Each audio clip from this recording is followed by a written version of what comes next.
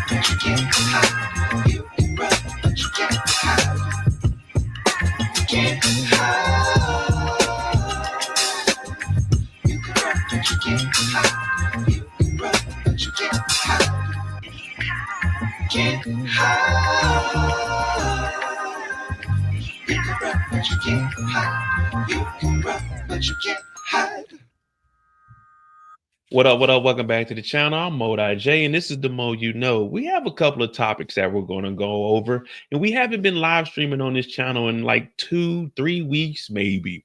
I actually got demonetized, but that's okay because we need a couple of hundred more before we actually get to 1,000, and we can file for an appeal in February. But that's neither here or there. Now, I've been waiting to talk about this topic of deportation, tariffs, and failure. I think the last live we did on here was 9.5 hours. Man, that election was some good old times. But today, this is just going to be some informative, maybe 2, maybe 3, maybe 5 hour live. But I don't know. We'll figure it out. Just a heads up. We don't care about like your political belief or anything. We don't want anyone to get offended. We're just going to lay out some facts here and go over some stuff. And then we probably have some free time. I'm probably going to be on here for the remainder of the evening. It is now currently 6:18 p.m. So we got about at least a minimum of 3 hours. But yeah, we got a couple of things we're going to talk about, and we're just going to have a grand old time. So make sure you hit that like button, hit that subscribe button. I'm Modi J. This is the Mo You Know.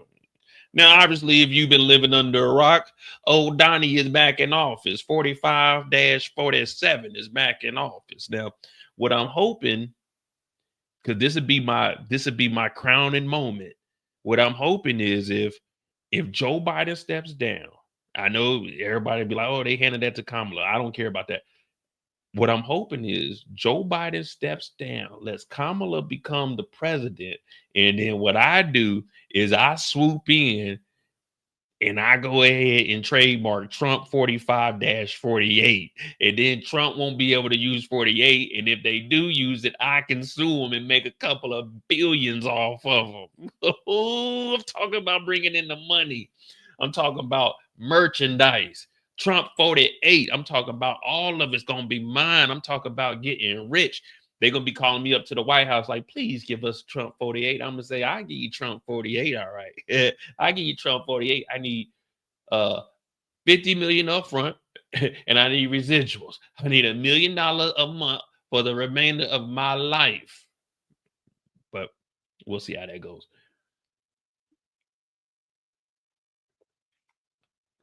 Oh, man. Now, I've been doing some brainstorming of my own. And we know on day one, there's supposed to be the largest mass deportation America's ever seen. But I was wondering, how is this actually gonna work? So I started to do some numbers. You know, I do a little bit of pocket watching, but I figured when it's the government's money, it's not really pocket watching because it's tax dollars. Now, I know there's been a lot of talk that Donald Trump is gonna make America great again. There's been talk of he's going to bring the prices down. There's been talk of Ukraine isn't going to get any of this money. So I said, okay, That sounds good. I'm all for that. I'm an American. I like to save money also. I mean, I know why Ukraine is getting money. We went over the Budapest Memorandum on one of the laws, but I said we got to dig a little bit deeper. We actually got to see what's going to happen with these proposed tariffs, with this mass deportation, and how would all of it actually work if it happens and if it can even happen. So we'll just follow me. We'll just be on here. Don't be afraid. Chime in. Let me know what you're thinking also.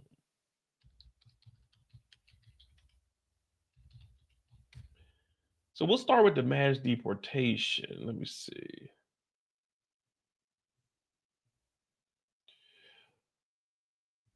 Let me see. Let me find this video.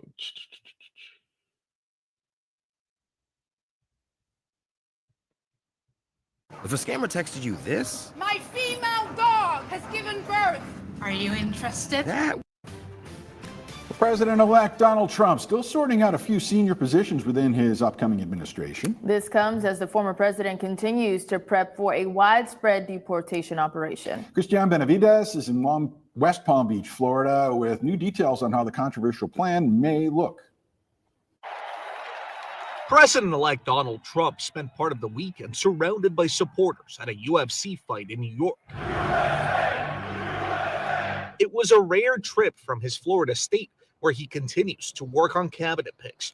Trump had been considering transition co-chair Howard Lutnick and hedge fund manager Scott Bessent to lead Treasury. Bessent made his case on Fox and Friends. Under Donald Trump, we could have a golden age for the next 4 years. We can bring back the manufacturing. We could have energy dominance. Trump is also using social media to play up plans to carry out mass deportations of undocumented immigrants starting on his first day. Trump posted that his mass deportation program will involve declaring a national emergency and using military assets. It's going to be a targeted enforcement operation concentrating on criminals and national security threats first. There are an estimated 11 million undocumented immigrants living in the U.S. Deporting them could cost billions of dollars. Christian Benavides, CBS News, West Palm Beach, Florida. And Holman, the man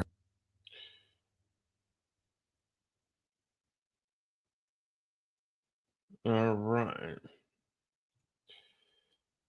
So they say it's going to be the golden age. And like I say, man, if they're illegal, if they're seeking asylum, that's one thing. But this administration doesn't care anything about that. But the first thing we see is that they're trying to use the military.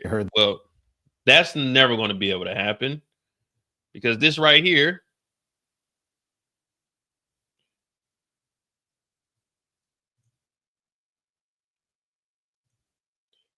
the Posse Containment Act explained, this law right here pretty much says that you can't use the military on the American people. So that means any generals or any commanders, they can easily say, hey, Trump, we're not going to do that, because in the military, yeah, you have direct orders from your commander in chief, but unlawful orders you can't do. This act bars federal troops from participating in civilian law enforcement except when expressly authorized by law. This 143-year-old law embodies an American tradition that sees military interference in civilian affairs as a threat to both democracy and personal liberty. However, recent events have revealed dangerous gaps in law's coverage that Congress must address. What does it mean? In British and American law, posse comitatus is a group of people who are mobilized by the sheriff to suppress lawlessness in the country. In any classic Western film, when a lawman gathers a posse to pursue the outlaws, they are forming a posse. This act is so named because one of the things prohibits it using soldiers rather than civilians in it. So you can't use the military to come in here and police everybody. Now, I know people talk about martial law. Martial law is a little bit different. Now, the reason we're going down this route is because I don't know if you understand how military bases are. Now, the plan for Donald Trump is to set up and deport. They say there's 11 million undocumented. They want to do 1 million illegals a year. How many active duty military members are there?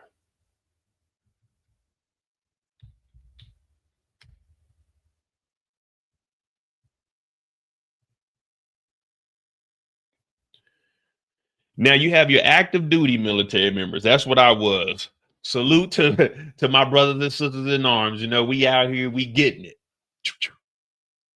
Now there's 1.2 million roughly active duty military members under federal guidance. You know, our commander in chief is the president. But then you have your guard members, you have your reserve members. Now your guard, that's controlled by the state.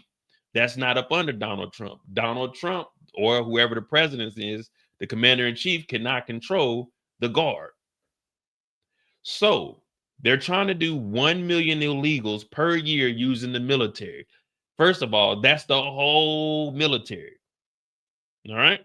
So that's basically, let's just say 1 for 1. 1 million illegals, 1 million active duty members. When you think about your active duty members, just put a 1 in the chat. Do you know anybody that's on active duty? Put a 1 in the chat if you know anyone on active duty, not including me. Not including me.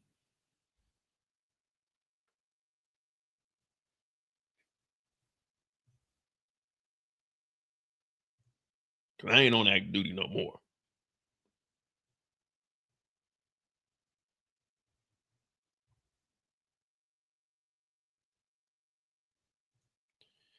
Now, from those active duty members that you know in the military, ask yourself. Now, I'm doing the balloon on Friday. I'm doing it tomorrow night. Because I don't have nothing to do. You know, it might take like 2 hours, 3 hours messing around with y'all. But when you think about your active duty members, the people that you know that are serving, they have regular jobs. I was bioenvironmental. Some people are cooks. Some people work finance. Some people are police officers. Some people are mechanics. Some people fly jets. Some people are in submarines. So this is 1.2 million across all branches: Air Force, Army, Navy, Marines, Coast Guard. Do you really think they can just pull, like when you go to a military base, there isn't just 15,000 people sitting around with nothing to do. Every member in the military has a job to do. My job was responding to stuff, water sampling, going out and taking different type of samples, whether that's soil, air samples, emergency spills I got to respond to. You got firefighters. Where are they getting these military members from? And who the hell is training them? Because Trump said day one, they're going to go out there, use the military. First of all, that's 1.2 million. There's about 300,000 of us overseas. So let's just say in the States, there may be 750,000, if that. Do you really think that these 18 and 19-year-olds are about to be going door to door? Hey, are you illegal? Look at how I am. Man, if y'all knew what I was doing on active duty, do you really think they about to have me going knocking door to door, really about to? First of all, what did R. Kelly say? I don't know how to hog tie. What am I about to do? Go over there? Hey, you're illegal. Come with me. Man, these military members are not about to be doing that shit. Some people signed up their finance. You think someone in finance is about to be going knocking door to door and arresting people?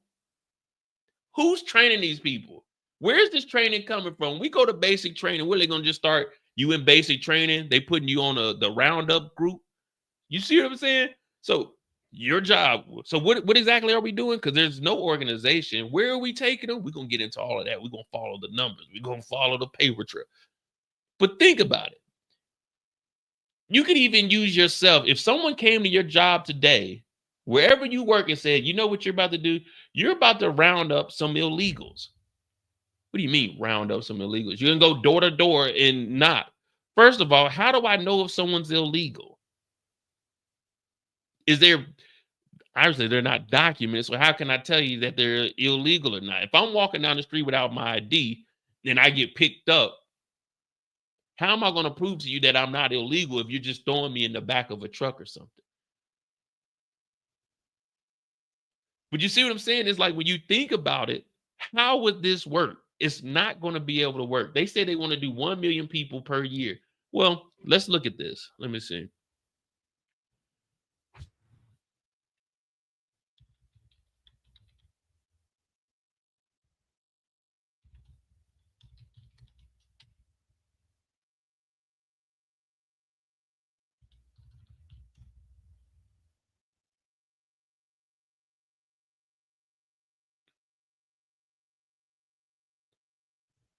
So we'll go over to the BBC. Texas offers Trump land for migrant deportation facilities. See, now we're about to get into the money. Not only we're not even gonna get on that wall.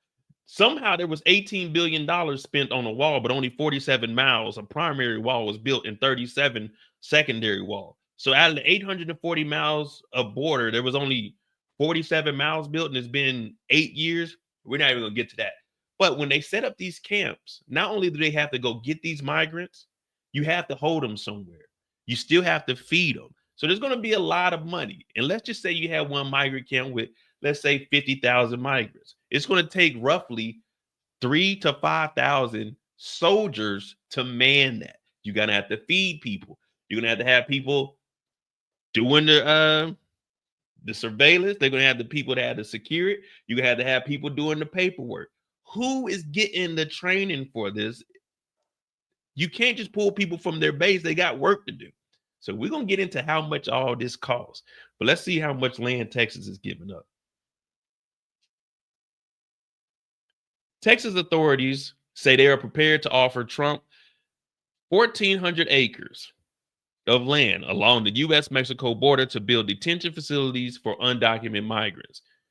In a letter, the Texas General Land Office said a plot could be used to build facilities for processing, detention, coordination, and of the largest deportation of violent criminals in nation's history.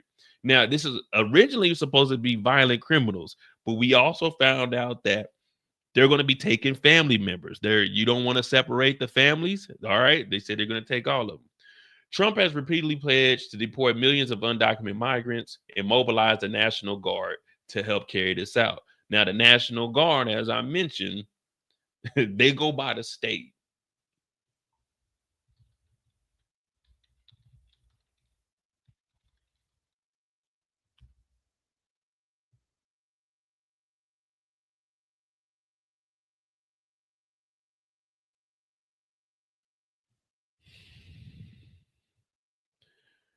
The National Guard is not about to do this. Those generals are gonna be like, nah, unless they one of them good old boys. But we're gonna get into the money and everything because we already kind of have an idea, because you remember back in 2018, 2019, there were already camps set up. His plan, however, is likely to face enormous financial and logistic hurdles, as well as immediate legal challenges from right groups.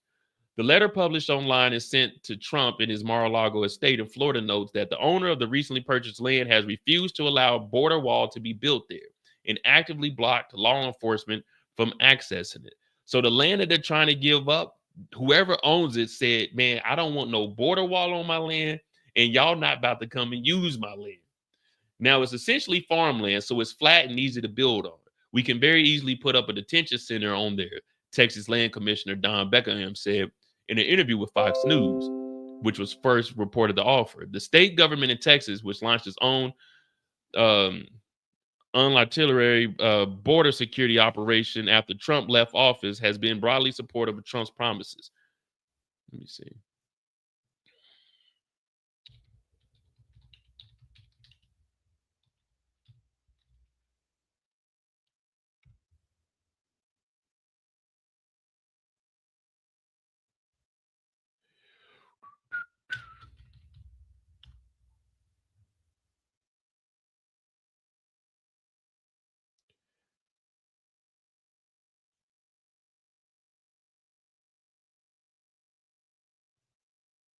Here we go, right here. Now, we're going to be jumping around a little bit, so just follow me. But this is in 2019. This is one of the camps that Trump had put together. Conditions, deteriorization, and makeshift camp on the Rio Grande, where thousands await U.S. asylum. Now, there was 2,000 people here, and this is just in regular tents and everything.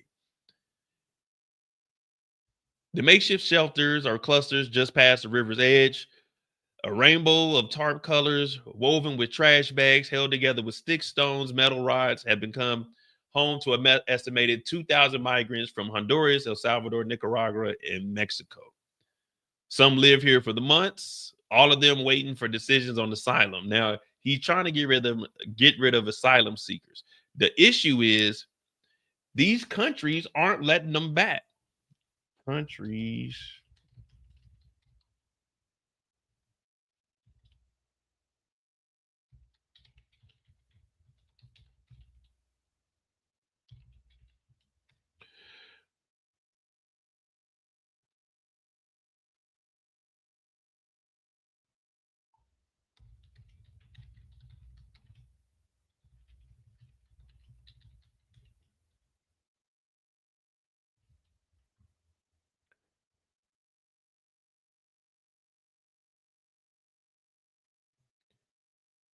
Back in 2021, when when Biden was trying to make things happen, well, guess what? These countries, they're not accepting them back. Once they leave their country and come to America, they're not taking them back. So Trump thinks that he's going to be able to gather up all of these illegals, put them on a plane, and send them back to their country. These countries are saying no. They left here. We don't want them back. So this plan is already shot in the foot before it even starts. And this is back in 2021. We know these countries aren't doing it.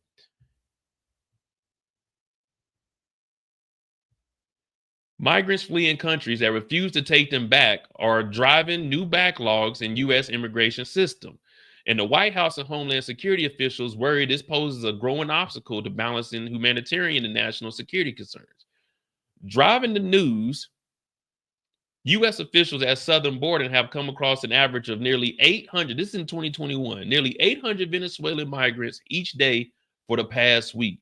So that's what? 5,600 a month? Well, 5,600 a week? More than any other nationality except those from Mexico, according to internal immigration data obtained by Ixos. There are now more Venezuelans in border custody than any other nationality, followed closely by Nicaragua. A record 13,400 crossed the border in October. This is in 2021. More than 5,000 Cubans, Brazilians, Venezuelans crossed into dangerous gap into Panama last month, on top of more than 17,000 Haitians. What they're saying is, where is it at?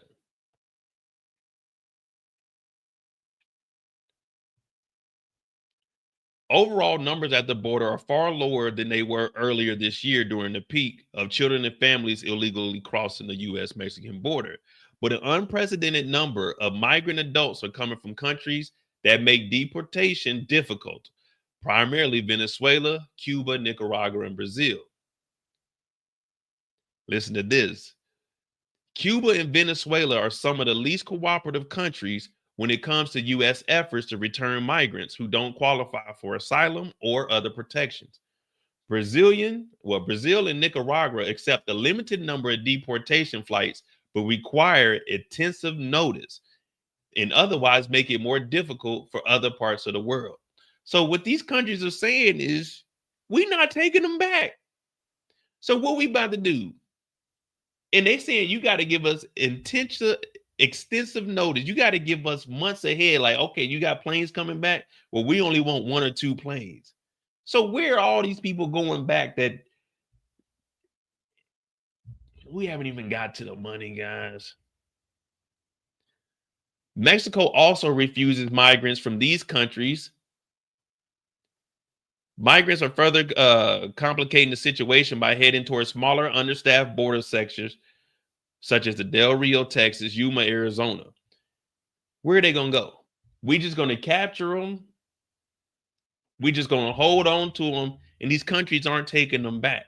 So once we get into the money and we figure out this, because they say that this is roughly going to be $60 to $80 billion per 1 million migrants. Now, I'm not the best at math. 80, let's just say we're just going to take the low end. We'll say 60 billion. $60 billion per 1 million migrants or illegals.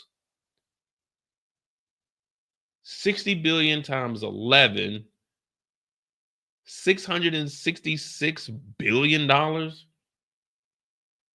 And they're worried about the $100 billion that we're sending to Ukraine.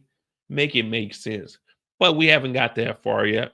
We're still trying to figure out, how is this roundup going to work?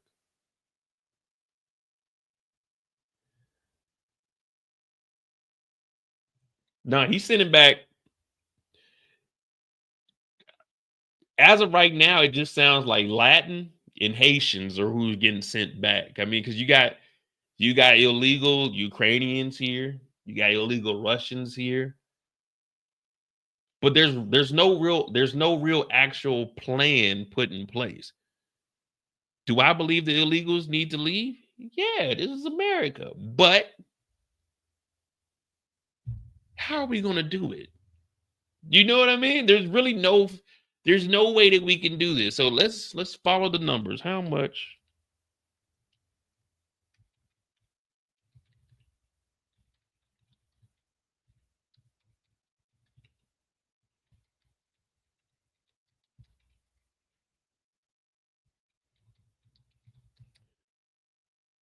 Nah, his wife, she's legal now. She's been married long enough.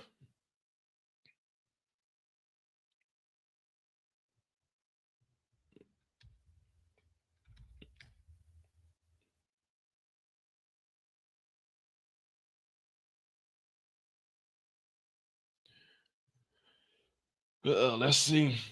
We can follow the numbers. This is where I'm at. This is where I'm at right here. The lawsuit against U.S. Immigration and Customs Enforcement seeking information on how quickly the agency can remove people from the country. The lawsuit comes after President-elect Trump confirmed he plans to declare a national emergency and use military assets to conduct what he says will be the largest mass deportation effort in American history.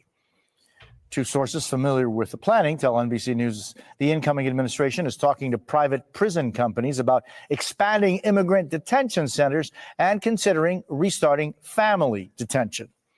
Incoming Trump border czar Tom Homan says he'll meet with Trump this week, giving us this preview of their plan.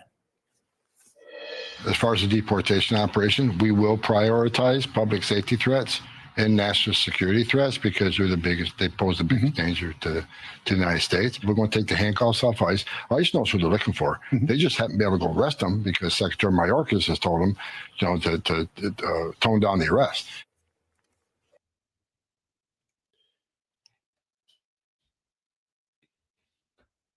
How would ICE know who to look for if they're illegal and undocumented? If they're undocumented, that means they're unaccounted for. So how would ICE know who they're looking for? Unless they're looking at the people that have been violating, they may have not updated their green card or anything of that nature. But how are they going to be able to find these 11 million illegals if they're undocumented? I know some people are saying, here's an example. I have a guy that I know. It's a white guy. And he said, if I'm making $15 and an illegal's making $15, and they're coming to the illegals and saying, hey, here's a house, here's a stipend to eat, here's a car, how you think I'm gonna feel? And I had to ask him, I said, if they're making $15 an hour and you're making $15 an hour, that means they're not illegal. That means they're on documentation to be getting paid, because if they were illegal, they'd be getting paid less than you. So what exactly are you talking about? You know, the reason all these people that want to get rid of these illegals, that are the big people behind it, oh, we got to get rid of the illegals, they're the ones that are paying them under the table $3, $4 an hour. They're the ones paying them. And the reason they're doing that is because it's cheap labor. The same reason why we outsource all of our stuff. And we got a long evening, guys. We go take an economics class tonight. We got a long evening today. I'm not gonna get too far ahead, but it's just a lot of people just freaking talking. If you work somewhere and there's a person working there with you, that means, unless they're getting paid less than you, that means they're documented because they're on papers to get that hourly wage that you're getting. You think they're paying illegals the same amount? They're illegal. So that means I ain't got to pay you shit, honestly. It's just a whole bunch of dumb shit. But let's continue on with this because we're about to get into the money and we're going to really do a deep dive there. With us now is Cecilia Wang, National Legal Director for the ACLU. Cecilia, thank you for being with us. What is this ACLU lawsuit all about? So thank you, Jose. The lawsuit that we filed yesterday is one in a series of government transparency lawsuits that we filed to try to find out what the capacity of the government is to deport many, many more people than Trump previously did. Trump has said that he's going to execute the largest domestic deportation operation in U.S. history, no expense spared.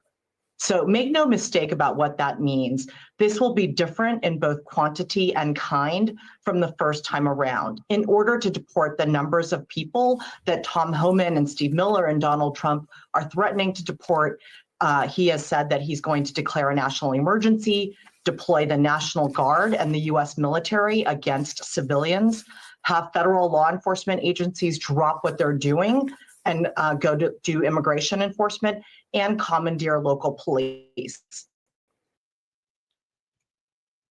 You see, they're telling federal agents that have better shit to do, stop what you're doing. We're putting you on the roundup. They're taking military members who are defending the country. Stop what you're doing. You on roundup duty. Do you not? I'm gonna be honest with you.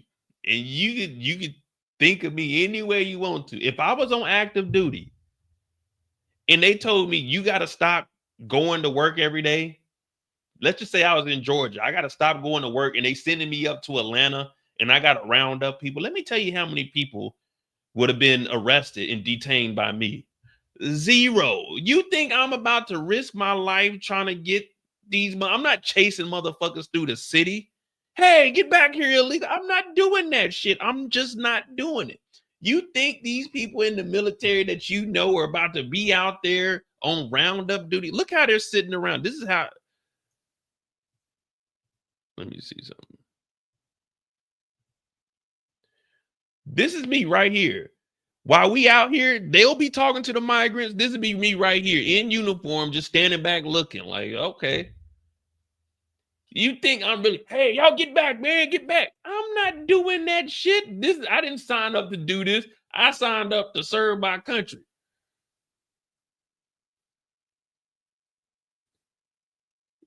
This is what we just gonna be sitting out here. Hey, get back. We ain't got no weapons or nothing. Hell no. Man, these young 18, 19-year-olds ain't about to do this shit. Deportation system run. Cecilia, how do you prepare to fight something that has yet to be implemented? Well, this is exactly how we do it. The first step to fight something that President Trump is going to do once he takes office, probably on day one, is to find out what the government infrastructure is. As I said, this is the third in a series of lawsuits that we have under the Freedom of Information Act to try to find out what is the government infrastructure capacity right now, and what are the ways in which Donald Trump is going to exploit that capacity and exceed its bounds in ways that are going to violate fundamental civil rights. We saw during his first presidency that in the deportation infrastructure, he had privately run airline companies deporting immigrants shackled for 48 hours at a time. The government of Colombia refused to take people back because they found out that these privately run companies were shackling women and children on deportation flights. As I mentioned earlier, these countries aren't taking them back. You got people shackled for 48 hours. You're putting them on American airline flights to these countries. These countries said, we're not taking them back. You can't land here. So what the airline's going to do? If you know you can't land here, it's like, well, we can't just fly around. We don't have that much gas. So these airlines are going to have to fight back and say, hey, man, they're not letting us fly out there. So that's going to have to turn into, well, we'll have to get buses or whatever. But then Mexico can easily just stop the border and say, no, y'all not doing that shit. We already said we're not taking them back anyway. So not only do you have to find out who's illegal, you have to find out what country they came from. How many? 1 million people. Let me ask you, how many people do you think speak Spanish in the military? It ain't many of us. Yeah, I speak a little bit. Hola, ¿cómo estás?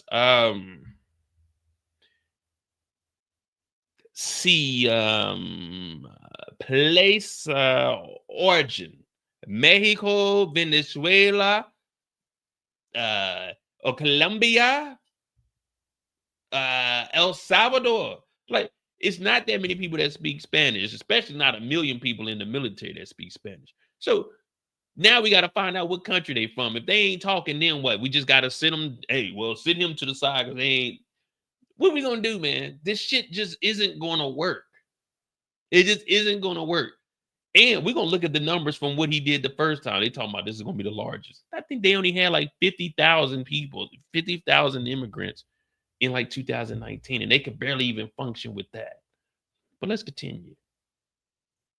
That's what this lawsuit is aimed at, and the 2 others we have filed in order to try to find out what the U.S. detention capacity is currently and what the deportation capacity is currently. Step 1, find out what Donald Trump is going to do. Step 2, predict where he's going to be violating the U.S. laws and people's fundamental civil rights in order to ram 1 million people a year through the deportation system.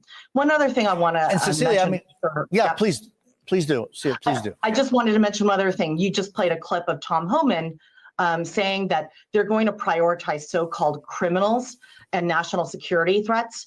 Well, we have seen what actually happens when the Trump administration claims to be going after so-called criminals. Make no mistake, Tom Homan and Donald Trump believe that all undocumented immigrants are criminals. That's what we were just talking about. How do we know if they're illegal and undocumented? How will we know if they were a criminal when they came from their country of origin if they're undocumented and illegal? That's why they're just saying anyone that isn't documented just automatically becomes a criminal, and they're going to be taking away everybody. And I'll try to find it. But there's an interview where they were asking the new guy, the border, whatever the freak his name is, what about separating families? He said, oh, they can all get deported. So if you have an illegal relative that's in your house, they're going to take you with them. So the whole family is going to go. That's their plan because they don't have a plan. There's no documentation. There's no government forms for, okay, we got illegals. You come to the house. Okay, what's your name? Okay, what country are you from? Okay, were you a criminal before you left there? What are we doing? You just got to slap handcuffs on them, zip ties, and throw them in the back of a truck, and then take them to one of these little facilities that aren't even built. There's no infrastructure for this. So where is this 1 million people going to go? And are we going to, hey, y'all start in Charlotte, y'all start in Chicago, and then we just round them up and we drive them down to Texas? And then there we're waiting for them to build an infrastructure that we don't have. Man, it's gonna be a long. First of all, this plan isn't gonna work. They're gonna probably deport like maybe 100,000, 200,000. They're not gonna be able to do 1 million a year, let alone 11 million. Man, we're gonna get into these numbers. But when he deported these people last time while in office, were those kids ever reunited? We don't know. Remember when he left office, there were still kids in the cages. And now they're talking about, well, where's the 300,000 missing kids? They came up missing when you guys started this in 2018. That's the thing, though. This administration and the supporters, they just look at Biden and blame everything on him. Now, am I a big Biden? No, I don't really care about none of that shit. As long as my check come in, I don't care what you guys got going on. I moved out the country for a reason. But this all started when you started separating the families. And the crazy thing is, all those people you deported, they just came right back during the pandemic. You may have shipped them out. They came right back. Plus, these countries don't even want them. So they're just sitting in these little camps. Man, it's about to get ugly and stupid. But we're gonna be right here. And we will see home-to-home raids by immigration agents and other law enforcement agents, and mass worksite raids. Donald Trump has said he will spare no expense and will be there to meet him at every step of the way where he's violating people's civil rights in the name of immigration enforcement. And Cecilia, I'm just thinking very quickly on, if the president-elect's plan is 1 million deportations a year, that certainly outweighs and is, more than twice the amount that President Obama deported during his 8 years of the administration. About 3 million people were deported under the Obama administration, about 400,000 plus a year. That structure and infrastructure that was created back then for 400,000, is that still the one that is the basis of the 2024 system? That's right, Jose. And that's why the fundamental problem with Donald Trump's announcement that he's going to run the largest domestic deportation operation in U.S. history, we know that that is going to violate people's fundamental civil rights. We also know he's not only going after undocumented immigrants who are in U.S. communities. In order to deport that number of people, he's going to have to run tent encampments. We saw that happen on a smaller scale in Texas during his first presidency, and the result was journalists documenting that children were suffering from malnutrition and hunger in these U.S. government-run tent encampments. People were subjected to sexual abuse. There were COVID-19 outbreaks. This is the kind of thing that Donald Trump is going to have to do in order to ramp up deportation capacity in this drastic way, many times over what the current capacity is. Now you hear that. You haven't heard any mention of 3 million people deported in 8 years. So that's what Obama did.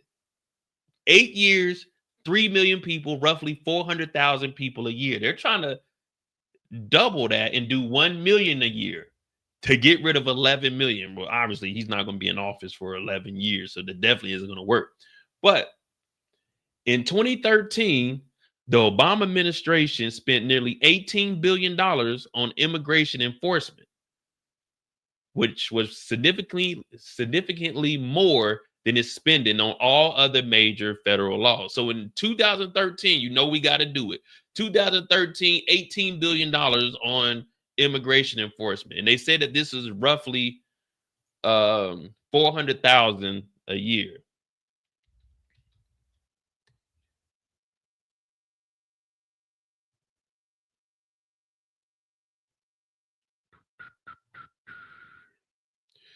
$2013, 123 million, 1,000, 100.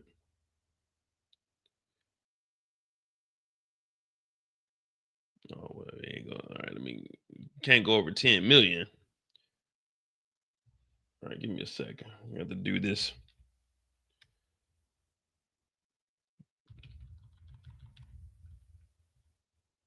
Divided by 10 million. It's 1,800. All right.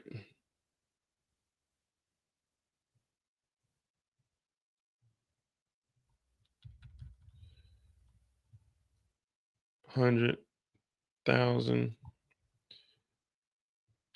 10 million.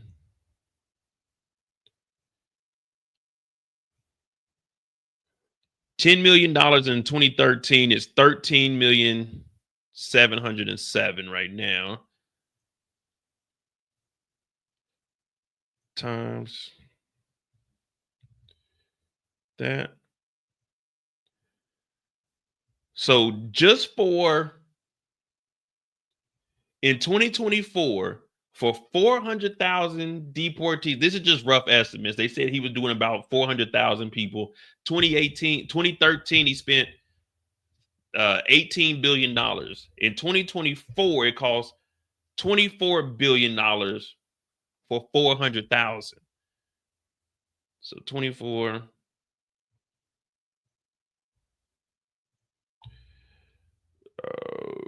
For 400,000, 1 million divided by 400,000. It's 2.5 times $24 billion, $61 billion for roughly 1 million people. And that's just what they're spending. This isn't building new infrastructure from nowhere. This isn't using the military. This isn't taking federal agents and putting them out, because there's a lot of money that's going to be spent. This is basically like like for military members, this would be like a deployment / a TDY. Now you're gonna have to pay for housing for that. You're gonna have to pay them food, travel vouchers. There's going to be a lot of money spent. Now, when it goes to a deployment in, I want to say 2003, a deployment for one soldier in Afghanistan for 1 year is $1 million. This is a national emergency in the military. These are going to be considered deployments. So we're looking at this is just $61 billion for 1 million people in 1 year. That's not the rounding up. This is just for immigration enforcement. The $18 billion that they did for 400,000. This hasn't even got into everything where she was bringing up violating rights. So, all right, we have $61 billion right now, just off the bat, that we would have to spend. 1 year, $61 billion. That's where we're at right there.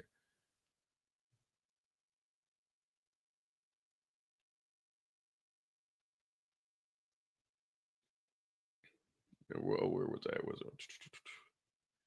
All right. Now, here we go. ¿Ha tenido un accidente? Comuníquese con las oficinas legales de Brandon J. So we've been talking throughout the show about the president-elect picking key members of his immigration. Remember, that $61 billion is just immigration enforcement. It's not for actual deportation, guys. So remember that. That's just a rough estimate of what they spent on just enforcement for 400,000 people in a year. All right. So 2.5 times that, we come up with $61 billion just for enforcement. This means hiring new people. This means getting new trucks. This isn't even the deportation part yet. This is just for enforcement. This is getting the federal agents to come in. This is hiring. This is training. This hasn't even started deportation. We're already at $60 billion. All right. No, they didn't read the small print. And like I said, all I'm giving you guys is facts based off of prior information and knowledge going forward. You know what I mean? This is all we're doing. I'm not making any of this up. It is a fact that 18 billion was spent in 2013, which is 24 billion in today's currency. And that was for 400,000 people. We're talking 2.5 times that. All right. With the inflation, we don't even know what inflation is going to be like in 2025 yet, because we just got inflation down to 2.9, which is the regular inflation rate that goes up every year. There's always going to be inflation. Don't let anyone tell you that, oh man, it was cheaper. I was talking to somebody and they were like, man, a box of cereal was $7. Do you know when I was growing up, a box of cereal was like $2? Every year shit goes up. It just goes up. It's just the way life is. You know, when my dad was driving cars, when he first started driving, he said gas was like 20 cents a gallon. When I first started driving car, I used to pay $1.10 for gas per gallon. Your boy used to give you $5 and that was good. We could ride all day, $5, $10. It's going to go up every single year. That's life. It's called the cost of living. That's what that is. So there's always going to be inflation. Now, did it spike? Yeah, it spiked, but that was after it dropped in 2020 because of the mishandling of the pandemic, where we had to bounce back up. Because remember, the stimuli that was sent out, but it wasn't from Trump. It was actually from Congress, who was looking out for the people, because Trump actually didn't want to get at. But since he wanted to take credit for it, inflation shot up from there. So we finally got inflation back down to the 2.9. This is actually the lowest it's been since the pandemic. So we're right back on track. Shit just gets more expensive just because that's the way life is. But remember, that 61 billion, let me write that down. 61 billion is just immigration enforcement. It is not deportation. 61 bill. Immigration team. I started driving. I got my permit in 3, 2. I got my permit in 2001. Yeah, I got my permit before 9/11.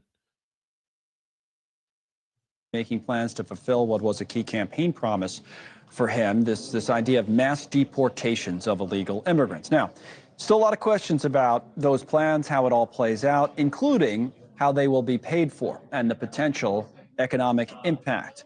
Important U.S. industries do depend heavily on immigrant workers, so whether it's construction, hospitality, agriculture, or others. We want to talk about that side of it with Naina Gupta right now, the policy director at the American Immigration Council, favors expanding immigration, reforming the system. Thanks for joining us. I think we have numbers from your organization that do estimate cost, right, which has been one of the things people have brought up. And you're like $88 billion a year, so the 10-year cost is $967. So they're coming up with 88 billion. Now this is them actually going into the deportation. Remember, the 61 billion that we calculated for 1 million people, that's just for enforcement. That's just the money that we got to spend to even get started. It was 18 billion for 400,000 in 2013, which is 24 million now, 24 billion now. But remember, we trying to do a million. So they're saying it's going to be $88 billion a year, basically $1 trillion in 10 years for this. Now, I'm pretty sure this is just all a rough estimate. They haven't put inflation in because in 10 years, shit's going to be even higher than it is now because that's just the way life is. So this is going to be well over $1 trillion if this shit was to go through. But let's continue on. 7.9 billion. So this is something, I don't know how much we thought about it before, but people will be talking about it now. Talk more to us about cost. Yeah, thanks so much for having me. I think it's important for the American people to understand that mass deportation, as it's being talked about by President-elect Trump and his administration, would inflict harm and suffering not only on immigrant communities, but would impact all of us. A recent report, as you mentioned, from my organization makes clear that mass deportation would essentially crater our economy. So this isn't a matter of immigration policy. It's really an economic proposal that would cause many major industries to utterly collapse. And so to just take a step back, the reason for that, right, is that we have, 1 in 8 people in this country is an immigrant. And together, immigrants contribute over $570 billion in taxes a year.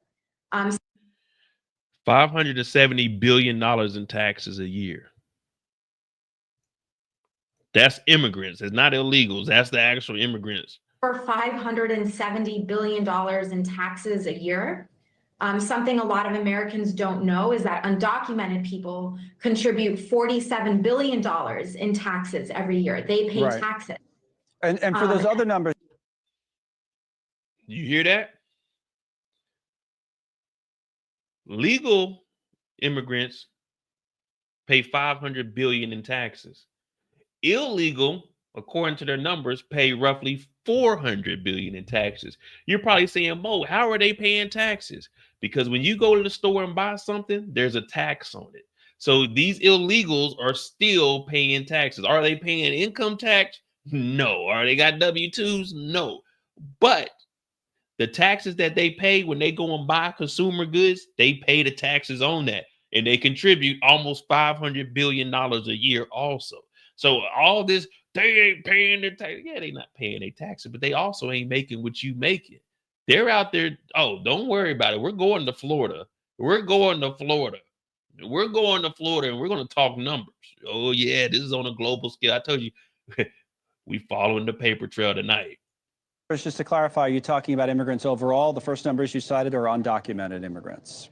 So the first number, over $570 billion, is of all immigrants. And $47 billion a year comes from undocumented immigrants who don't have lawful status, but are still paying taxes.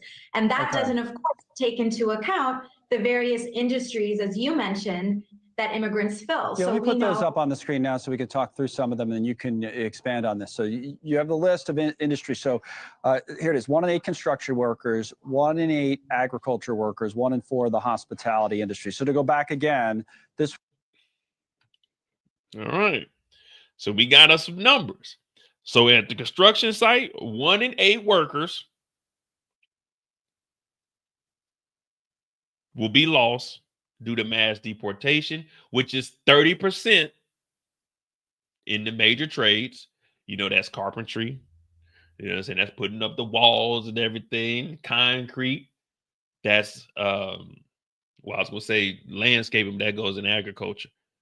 So there go 30%. Agriculture, 1 in 8. 28% of those are gardeners and shorters.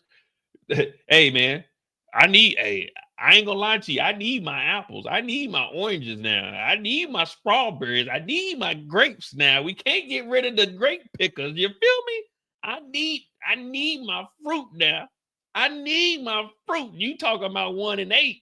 That's 28%. So that means 70% of the people gonna be working. That means 30% is gone. Man, I know Kendall need her grapefruit. Kendall need her cherries. Kendall ain't trying to go without them cherries. It's that time of the year too. I need them cherries. Hospitality, 1 in 14 workers. Remember, we just had a strike in Las Vegas about this. That's including 25% of housekeeping. Now, how many people are, let me ask you something. How many people you know getting up in the morning, you know what? I need a job today. Man, where's all the jobs at? Unemployment is so damn high. But wait a minute. You can go take your ass out in the field and go get some apples out the tree. You can go get me some grapes. You can go pick some strawberries. There's a job out there. Oh, you can go to the local hotel and you can go work in there, do the laundry, fold clothes. There's jobs out there with all of these migrants, illegals being stripped from where they at. I want to see all the people on unemployment, especially them white folk that want these illegals out. I want to see all you motherfuckers lined up. I want to see you out there. I'm cutting grass today, baby. I want to see y'all lined up out there in that motherfucking heat. I want to see you out there ready to go. I better not have a shortage. I like green grapes. I love me some green grapes. I get green grapes. I take them. I pick them off the vine. I put them in a nice little bowl. I rinse them off real good. Rinse them off, get the strainer out, put them in the strainer, rinse them again, put them back in the bowl. And what I do is while they wet a little bit, I stick them in the freezer for a little 10 to 15 minutes so it can get a little, you know, just a little freeze, a little froze on. No, that's why I'm gonna call it a froze on. And then I take them out that freezer in that bowl and then I eat them and ooh. It better not be no motherfucking shortage on my grapes. Y'all get these illegals out here. I better see you white folk out there getting my motherfucking grapes. That's what I better see. Don't tell me that there's a shortage on grapes now. I better not see no shortage on grapes. We getting rid of these illegals. Y'all talking about there ain't no jobs, even though Biden brought the most jobs to America in history. But y'all talking about there ain't no jobs. I better see your ass out there sweating. I don't want to hear no break. Can I take a break? Hell no. Get your ass out there. I want my motherfucking grapes now. And when I go to the hotel, I better have clean sheets. Because Miss Maria will be coming in there checking on your boy. Oh, sorry. Oh, don't worry about it, Miss Maria. I'm about to leave. You can go ahead and take those. Oh, I take new towels, please, Miss Maria. Oh, yeah. And then when I leave the hotel, I drop a little 20-piece on the dresser for her. Thank you for cleaning up my spot. I better see y'all lined up, and them motherfucking beds better be spotless. I don't want no wrinkles in my sheets now. When you get in there, I don't want no... And you better have enough towels. I like to put a towel down on the floor so I can put my feet on it while I'm using that. That toilet better be clean too. I better not lift that toilet seat up and see some yellow up on it. I put a towel right there. I put a towel in front of the sink. I like to stand on that. I put a towel in front of the shower. I like to stand on that. And I better have 3-4 dry towels in there because every time I hop in the shower, I'm putting on a new towel. Yeah, y'all better be lining up for it. Yeah, y'all better be lining up for it. When the last time you seen a white gentleman? You ain't. But let's continue on. We getting rid of these illegals. You start to think, wait a minute, that's starting to really affect us. Wait. This would be through mass deportations of undocumented workers, or you're looking to get these numbers at immigrants overall for these numbers? So we're looking at both because we've heard threats in the mass deportation campaign of both folks with legal status and those without. So due to the loss of workers across U.S. industries, we found in our report that mass deportation of immigrants, whether with some status or not, would likely reduce the US GDP by 4.2 to 6.8%. And that's because immigrants, again. Wait, I know this ain't the wall that Trump built.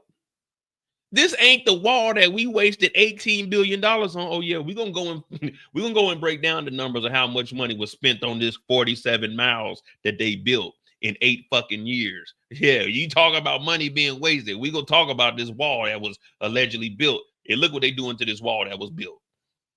And both with status and undocumented fill a range of.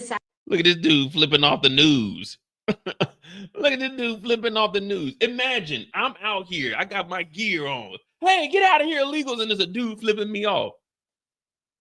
Man, you know what? Y'all got it. Y'all got it, man. Y'all really going through all of this. Y'all done pulled a motherfucking steel part of the fence out the way. Y'all got it, man.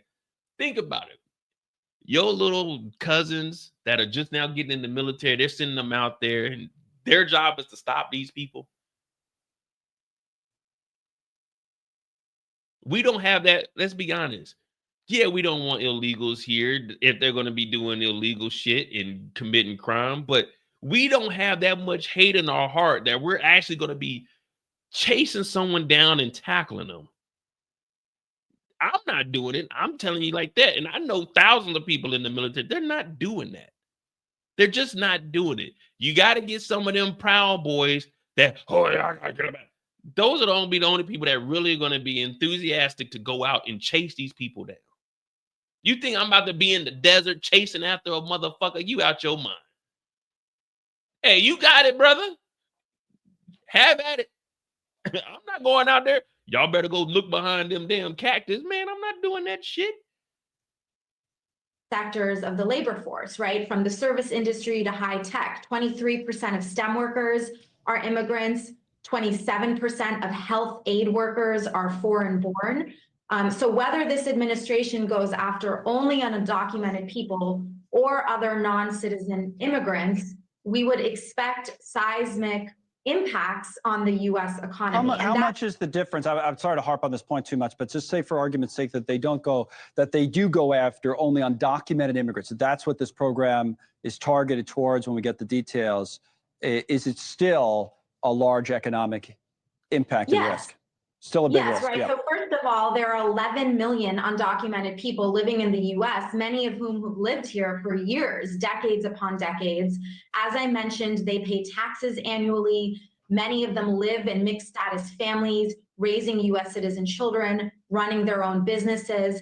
They're the ones who fill sectors, like I said, healthcare aid, agriculture, service industry, and losing that labor force.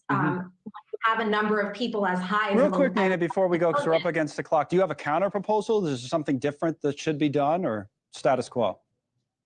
No, absolutely not, right? It's absolutely possible to enforce civil immigration law. It's a civil system, something like the tax system, without punitive, harsh consequences that undermine the U.S. economy. Nina Gupta, thank you. Again, these are...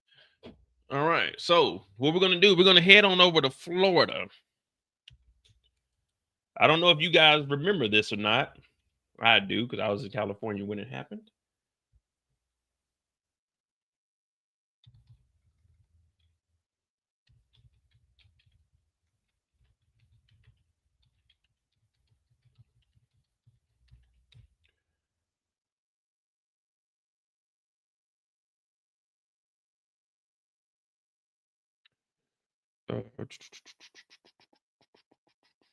Where's it at? Where's it at?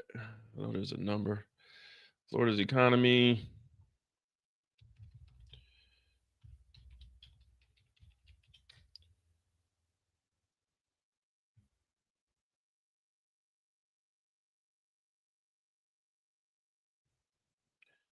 So in 2023, will this one show it?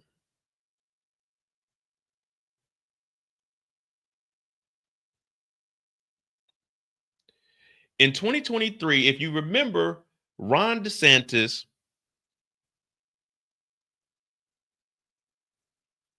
where's it at? Ron DeSantis decided any illegal truck drivers down there could no longer drive in the state of Florida. Well, after they got rid of all the illegal drivers well, not all of them, but they started to crack down on illegal drivers driving any of the semis down in Florida. Did you know in the year 2023, Florida alone lost $12 billion in the economy for not having illegals drive in the state? So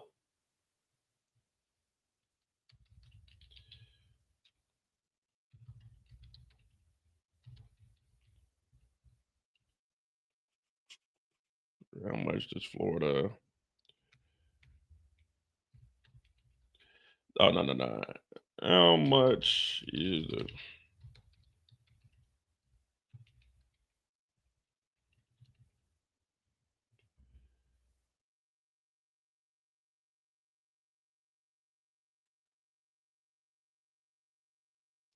So Florida's economy contributes 5.82% of the U.S. gross domestic product. That's the GDP. Now they lost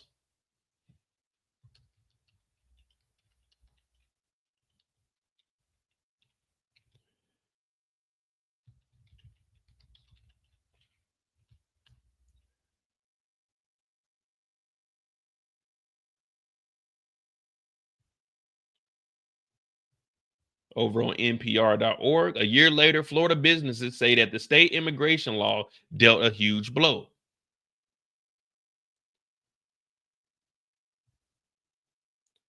Blah, blah, blah, blah. Man, we not about to go in. SB 1718 punishes employers who use undocumented labor and forbids undocumented people from having a driver's license. Many Florida businesses say that the new law has led to workers leaving the state, hurting their bottom line. A lot of people are scared, says Sanchez.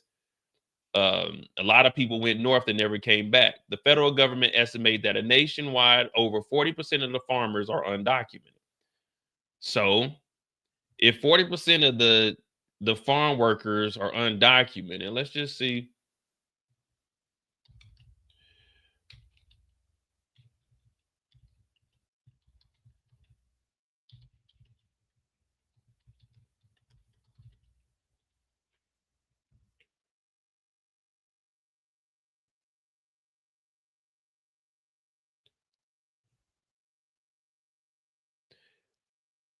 Sanchez says the effect in the law was immediate. Families he'd worked with for 20 to 30 years were gone from one day to the next. The government doesn't seem to care, he says. Maybe they think the crops are going to pick themselves. I just told you, get your ass out there and get my grapes. The Florida Policy Institute estimates that this immigration law could cost the state economy $12 billion in the first year. That's not counting the loss of tax revenue. So $12 billion from not having illegals drive down there and they can't work on the farm. So if they're losing 12 billion and 40% of them are undocumented, let me see. 203 billion times 0.40%.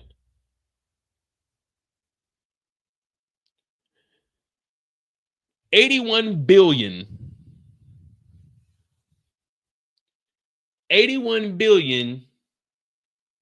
out of the 203 billion that farmers bring in each year is going to be cut.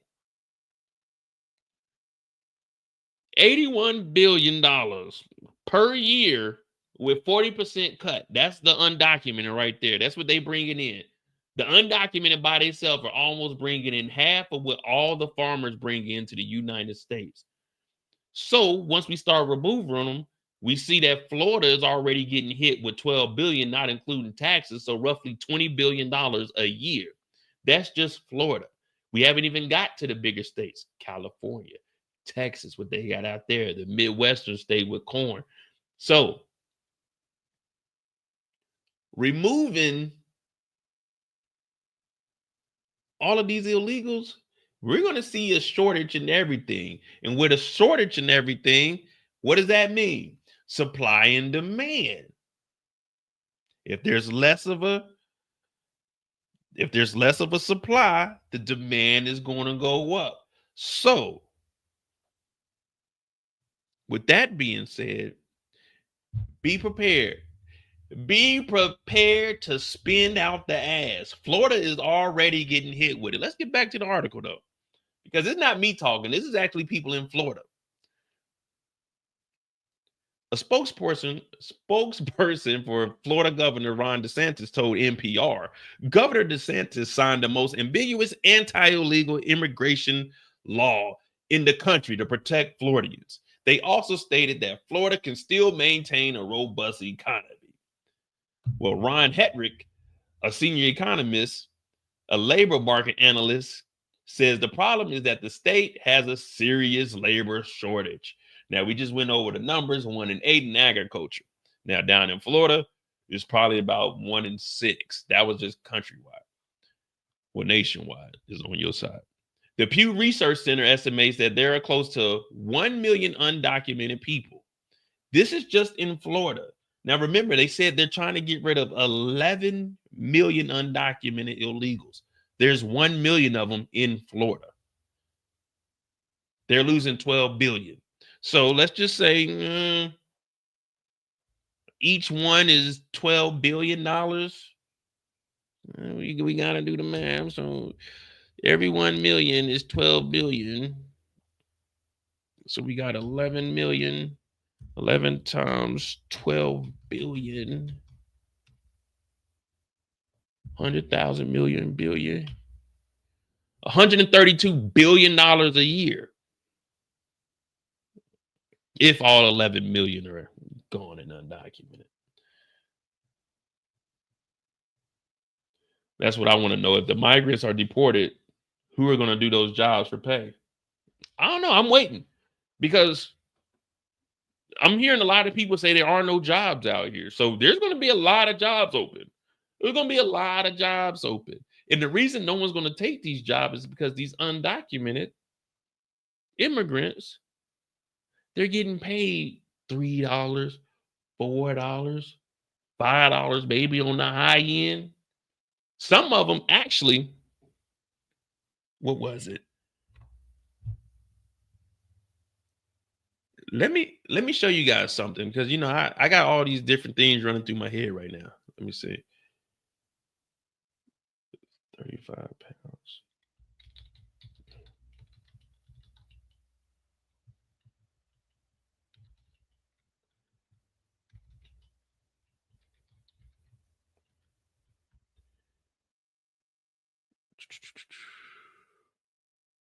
Where's it at? Where's it at?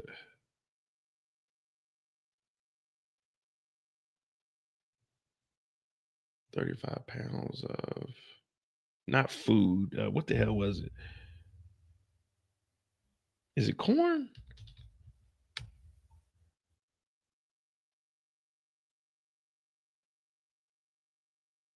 I'm gonna look it up. Don't worry about it. But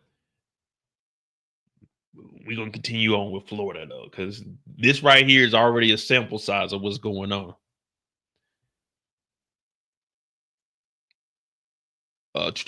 Even if it's just a fraction of them were to leave, Hetrick said, how do those cities get built? How do those houses get built? We all know very well how things are built. He says that what Florida is facing is symbolic of a larger reality in the country, where there is an aging population of politicians farming immigrants as a threat rather than fixing a broken system. The future, if you look at the census project for the growth of the country, once this boomer population goes through its next, 15 years without immigration shrink.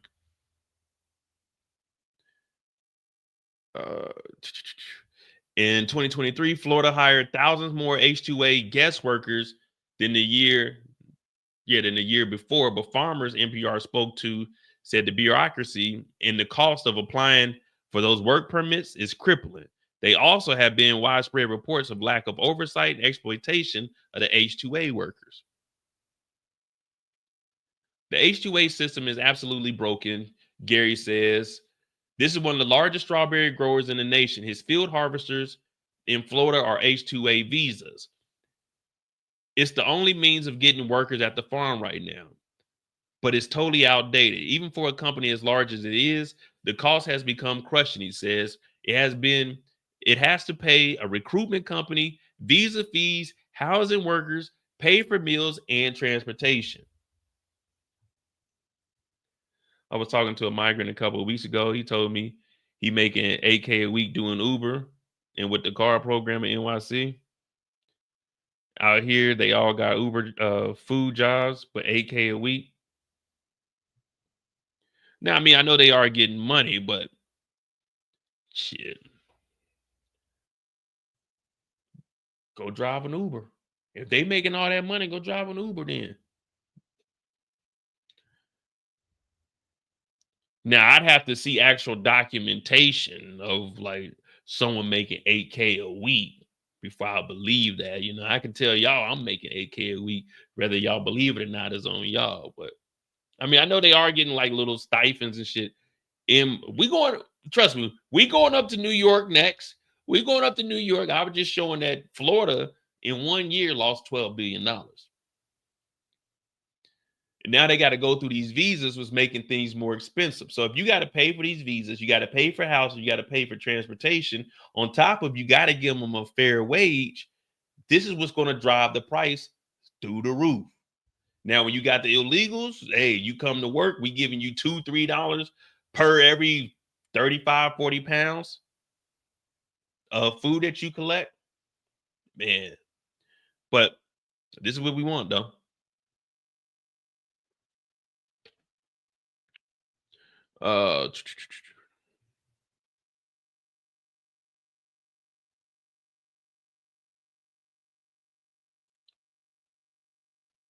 NPR spoke to the construction business owners and restaurants who said Florida's labor shortage combined with the the arthritic national immigration policies is hurting the bottom line.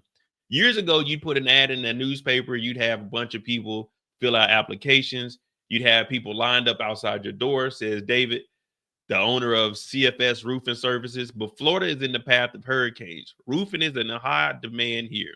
In recent years, Fort Myers has been especially hard hit.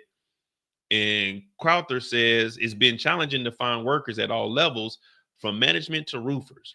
He said his company lost about 10% of its workers after Florida passed the SB 17118 immigration bill in 2023. These workers were scared for the safety of their undocumented family members, he says. He says if he could hire more immigrant labor, it would ultimately trickle down into more jobs for American workers. If I knew I could get an unlimited supply of labor, I then would start hiring estimators and salesmen over to start promoting more work. It's a domino effect. Along with the National Roofing Contractors Association has been petitioning for an expansion of the H-2B program, which provides temporary non-agriculture visas. He says the business is good, but it could be much better if only he could find more workers. Because guess what? Guess what? Ain't none of you niggas getting up to go do no roofing. Listen, 10% of the workers are gone. Get your ass up and go to Florida and get the roofing. Eric said, now most of these companies just hella picky on who they hire. It's not that they're picky. They're trying to pay less. If you, the American, come to them, there's minimum wage.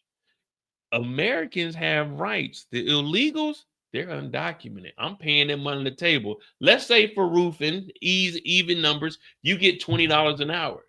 Guess what? I only got to pay this illegal $7 an hour.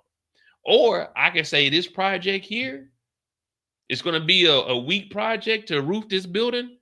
I'm going to give you $250. So from a business standpoint, what I pay you for a week's worth of work, $1,500, or would I go over here and get this undocumented immigrant and give them $250? You see what I'm saying? It's about that bottom line. And that's why they're losing $12 billion, because those truck drivers that are out there, they driving around with no license.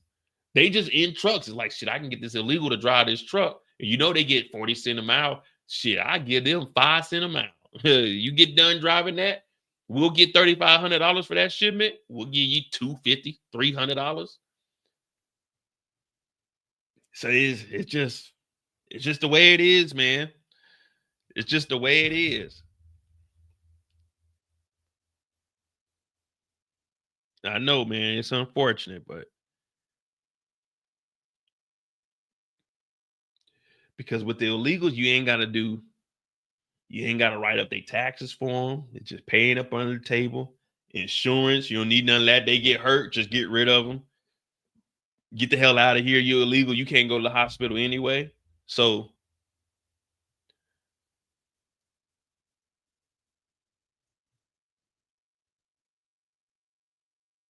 okay, Ana Maria Perez got to Florida 20 years ago, but things have changed. As a Latina and a business owner, she says it makes no sense to stay. It's real, she says. Farms don't have workforce they used to. So now the cost of fruit rose on us. Perez stated, she started as a fruit picker when she came from Mexico. She says it was physically exhausting, so she stopped after she became a legal resident. The fruit stand was supposed to be a step up, but once the law went into effect, you should have seen it. The mangoes and mammies falling to the ground, no one to pick them. Perez says next year when her kid graduates college, she's planning to leave Florida. She's done. She shakes her head and gets back to packing some limes. We all lost out here. She says we all lost. Now we're going to head up to New York. So Florida's getting hit with $12 billion in shortages each year.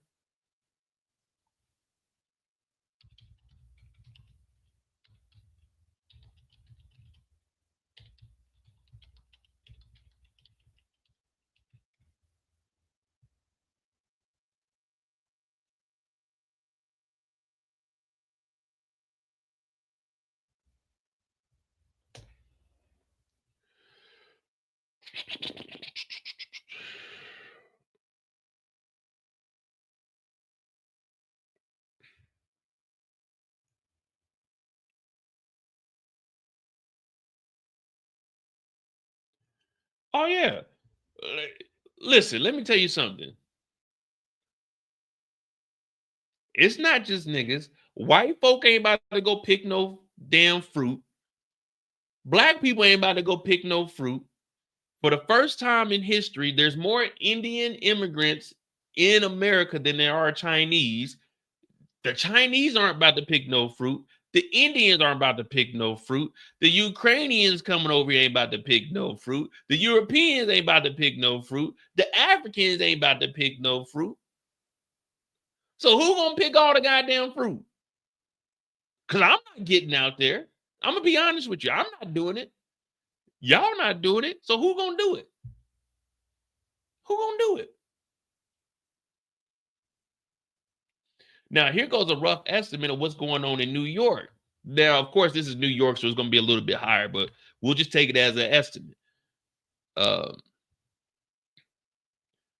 Randall's Island migrant shelter to cost New York taxpayers $20 million a month or $10K for every migrant.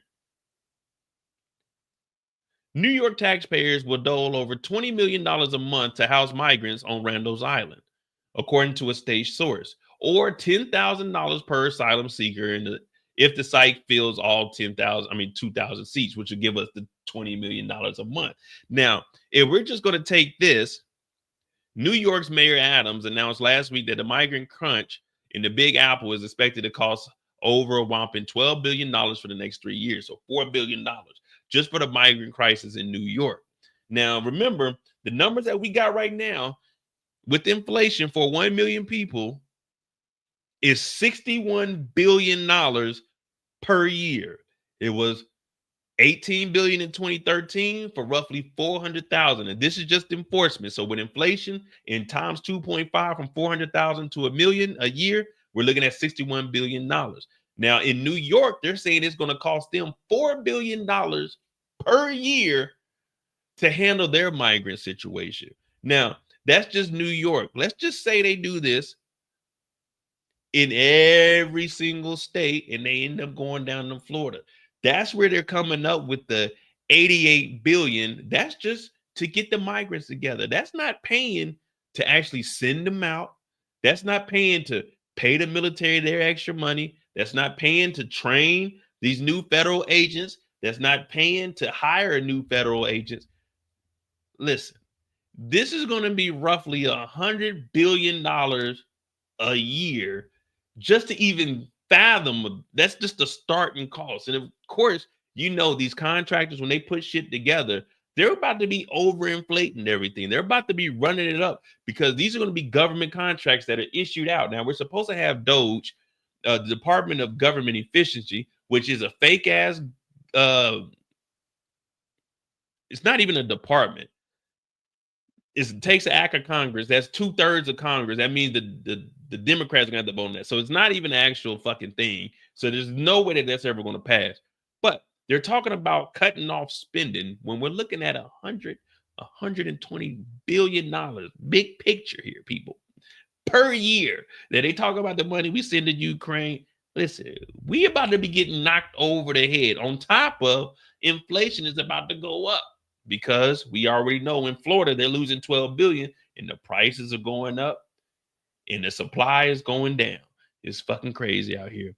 Now, listen to this. We are past our breaking point, Adam said, which is he's a criminal and he cut off all of the migrant shit, which I agree with, but he did that because he's looking for a political favor from Trump, potentially a pardon because his ass is under federal investigation. We'll get back to that case maybe next week. But Adam said during a city hall briefing on Wednesday, with more than 57,000 individuals currently in our care on average night, it amounts to $9.8 million a day, almost $300 million a month, and nearly $3.6 billion a year, which is where we got the $12 billion over 3 years. Now, if we were to take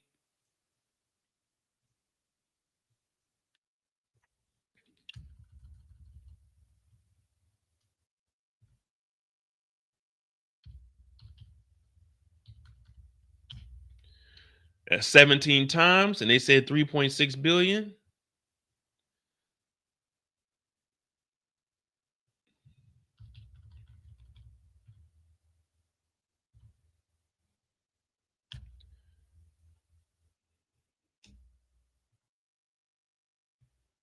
Just going off of New York's numbers, that puts us at 62 billion. So let me see. 61 billion just in enforcement, 62 billion a year just to house them. So that puts us at 120 billion just for enforcement and housing 1 million illegals. Now, of course, it's not going to really be there, so we can just knock it down to 50 billion because they're going to probably be in camps. But that's still $110 billion a year just for enforcement and actually housing them. Now, that's not even going into paying. Well, there's no overtime. Remember, they just passed federal employees on salary can't what? Oh, they can't get overtime. So now, instead of paying overtime to employees to work these extra shifts, since they just passed that and it's going to affect 4 million people, you're going to have double the people on payroll to have them work because there's no overtime. See, when you start hearing different shit and you start putting it together, it's like, wait a minute.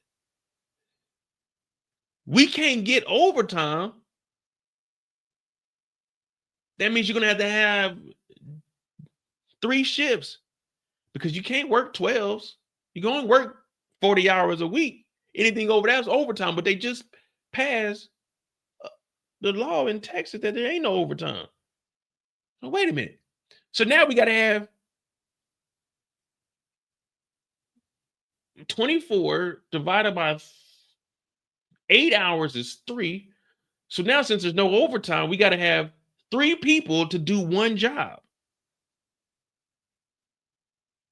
Because who's going to maintain the tents? Who's going to be out there securing the place? Oh, that's right. We got to work in shifts. So now we need 3 people for one job. We got to have breakfast, lunch, and dinner. Those people working got to be able to eat And if it's the military members, that means it's going to be the military cooks who got to work. But guess what? They're serving the ICE agents who can't get overtime. So we got to bring in a third person, which we're already short on Homeland Security agents.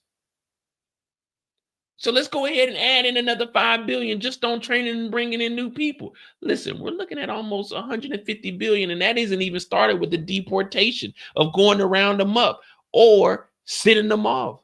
We're looking at like $200 billion, big picture, just a year. This just on the low end, guys. But they told us, guess what? No expense. But not once have we heard any policies about bringing the cost of living down. It just sounds like we're just spending and spending and spending and spending and spending and spending and spending and spending. Wait a minute, this ain't making any sense to me.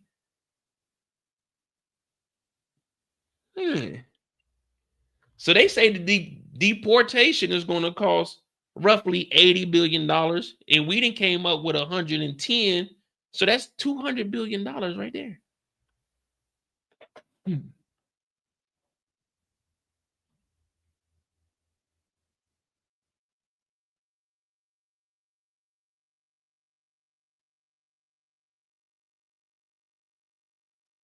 Maybe I could be wrong. Maybe I'm off. Maybe I'm wrong.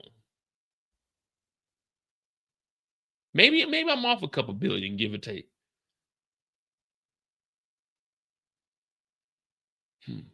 Interesting. I don't know. We'll find out though, because we just getting started, guys. Hit that like button, hit that subscribe button if you're new to the channel. I'm Mo.J, and this is the Mo You Know. Right now, we're just trying to figure out what the hell is actually going on in the country. You know, we trying to figure this out. We don't really know necessarily what's going on, but we trying to figure we trying to figure out what's going on. Now, look at this. This is the migrant shelter. This is what they put together. A new migrant shelter on Randall Island will house 2,000 asylum seekers. Now, this isn't illegals. This is just the asylum seekers. Now, remember, Trump said there will be no asylum seekers. So we got to classify these 2,000 into the illegals. I'm just going off of what Trump said.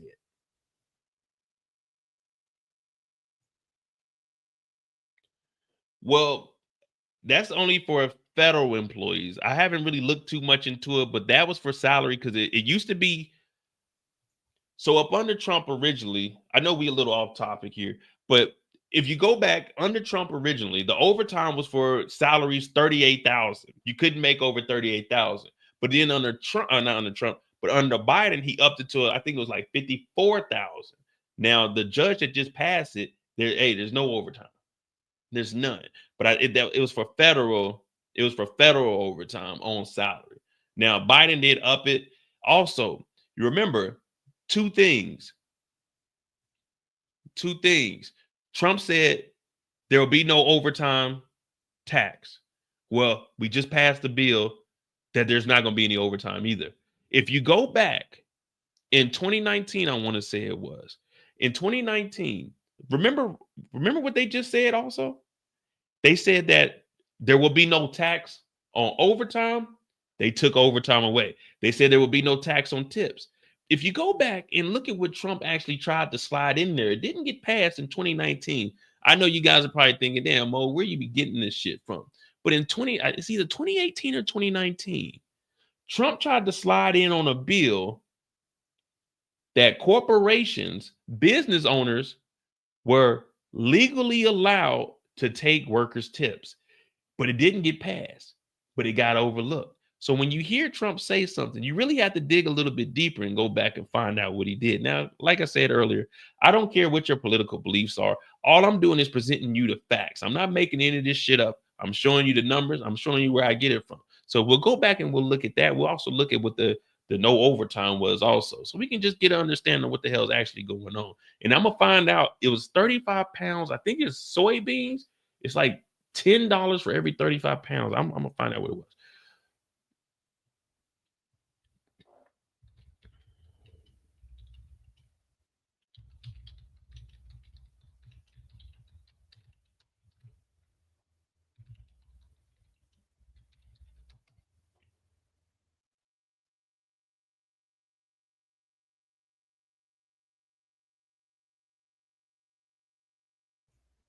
Here we go.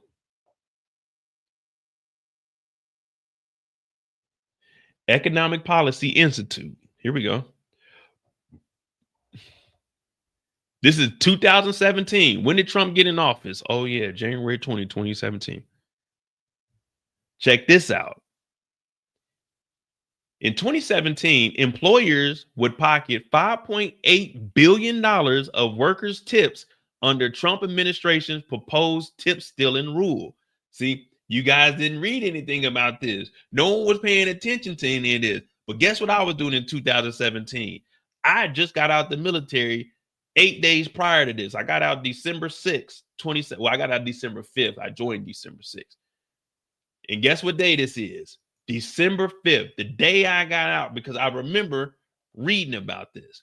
On December 5th, the Trump administration took its first major step toward allowing employers to legally pocket tips earned by workers they employ. The Department of Labor released a proposed rule that would allow restaurants to take the tips that servers earn and share them with untipped employees such as cooks and dishwashers. But crucially, the rule doesn't actually require the employees to distribute pooled tips to workers. Under the administration proposed rules, as long as tip workers earn minimum wage, employers could pocket all of their tips. So initially what they were saying was, hey, we're going to give the cook some tip money. We're going to give the dishwasher some tip money. But the rule actually turned out, this is how you get behind it. Pay them minimum wage, $6.15 an hour. And then if they get tips, you, the employer, can legally take all of their tips, and you don't have to give it to the cooks or the dishwashers. They tried to pass this, but Congress said, nigga, no.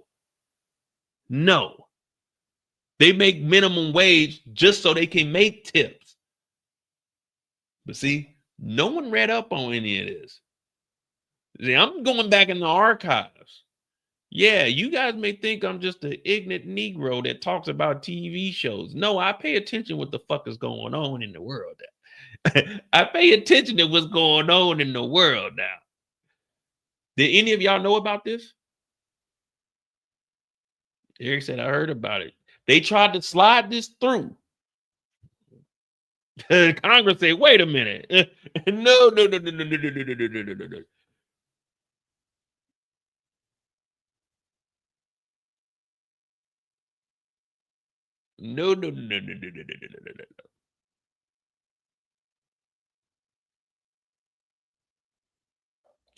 It's wild out here, man. It's wild out here. But now, what did he do? He reversed it on you. What did he do this time? There's no tax on tips or overtime. First, before he even get in office, nigga, there's no overtime. We all knew we weren't going to get taxed on overtime. We knew there wasn't going to be no overtime. Now, there's no tax on tips. No tax on tips. Nigga, you tried to give the tips. You're going to try it again. You know we're going to try it again. There's some wild shit here. Some wild shit, but I forgot where we is. Oh, yeah, we talking about how much it costs. So just in New York, we find out, like, this is nice here, too. This is nice here, too. They got nice little cots here.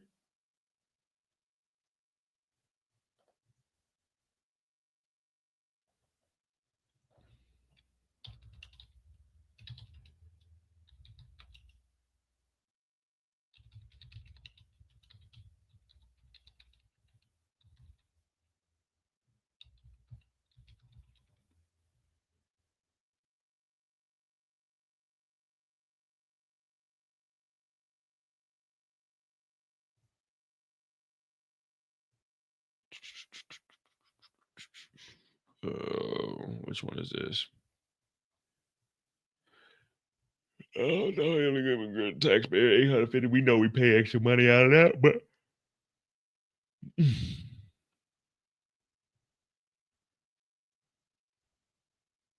you guys remember this? You remember all these, all the red states, they were sending the migrants to the Democrat states? Well, that was costing about $148 million. Now, let's see how many people this was. All right. So, to bus from Texas to D.C., 102,000 migrants. They bust 102,000 migrants, causing $148 million in damage. So that's what, 10% of 1 million.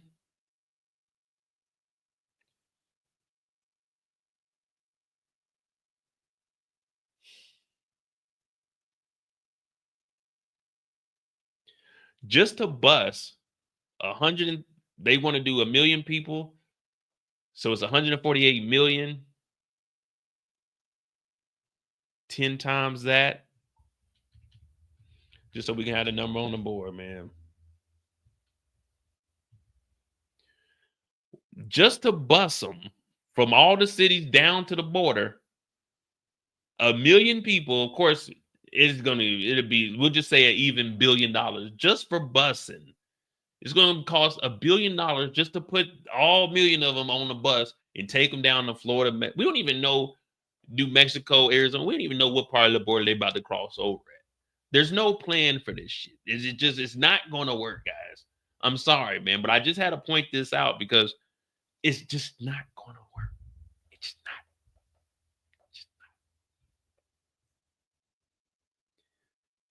So 102,000 migrants cost 148 million. And this is in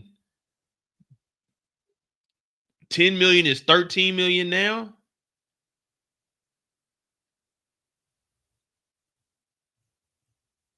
$10 million is 13 million now. That's 14.8 times $13 million.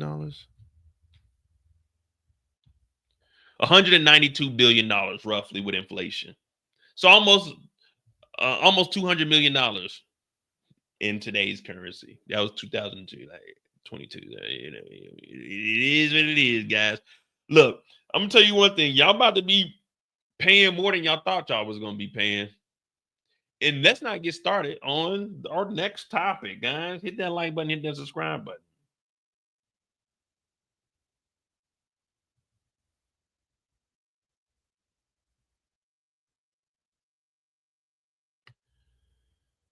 All right. Good old tariffs. Let's go ahead and find out what a tariff is.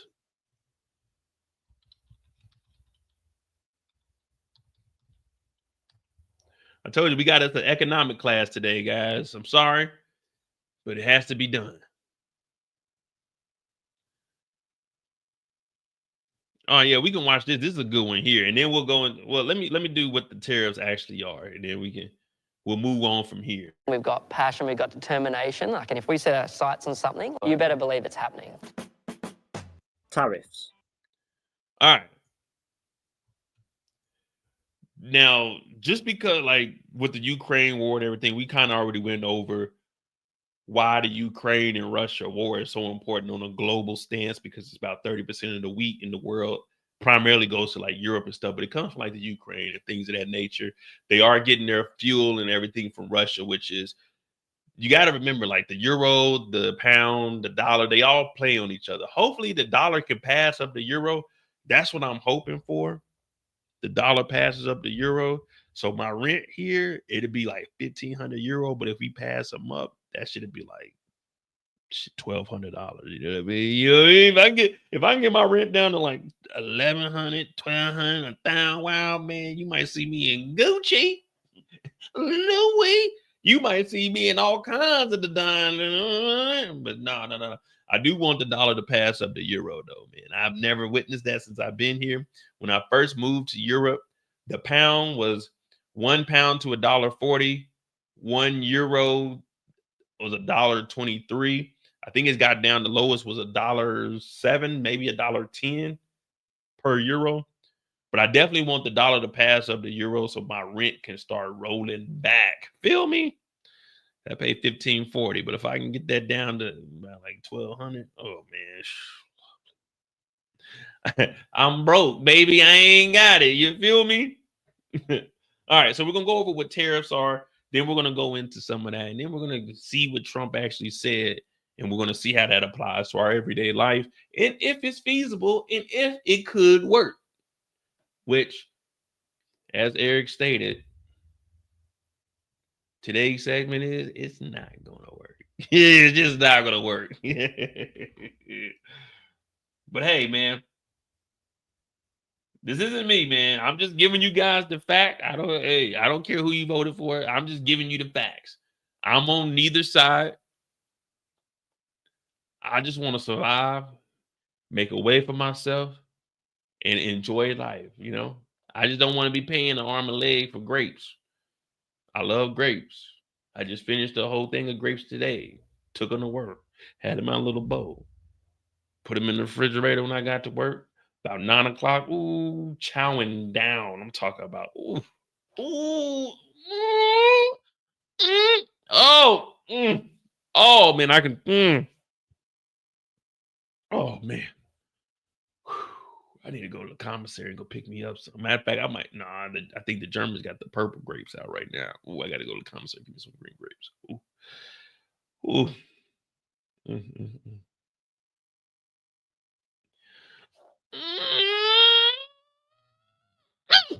All right.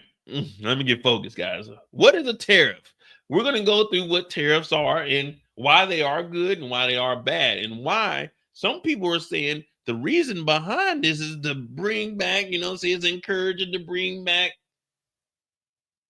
what? Manufacturing jobs to the States. But we're going to go ahead and debunk that myth of why this is what he's actually trying to do, because we have proof that that's not what he's trying to do with tariffs. Also, he doesn't really know what the fuck a tariff is, but we'll get into it. What up, NL? All right, what is a tariff? They're going to go ahead and explain it to us. They're going to dumb it down for us. This is no disrespect to anybody. I haven't watched this, so I'll say if I'll chime in. We'll put it like that. But we'll figure out what tariffs are. Tariffs. A tariff is a tax on imported goods. Imported goods are products being brought into the country from another country.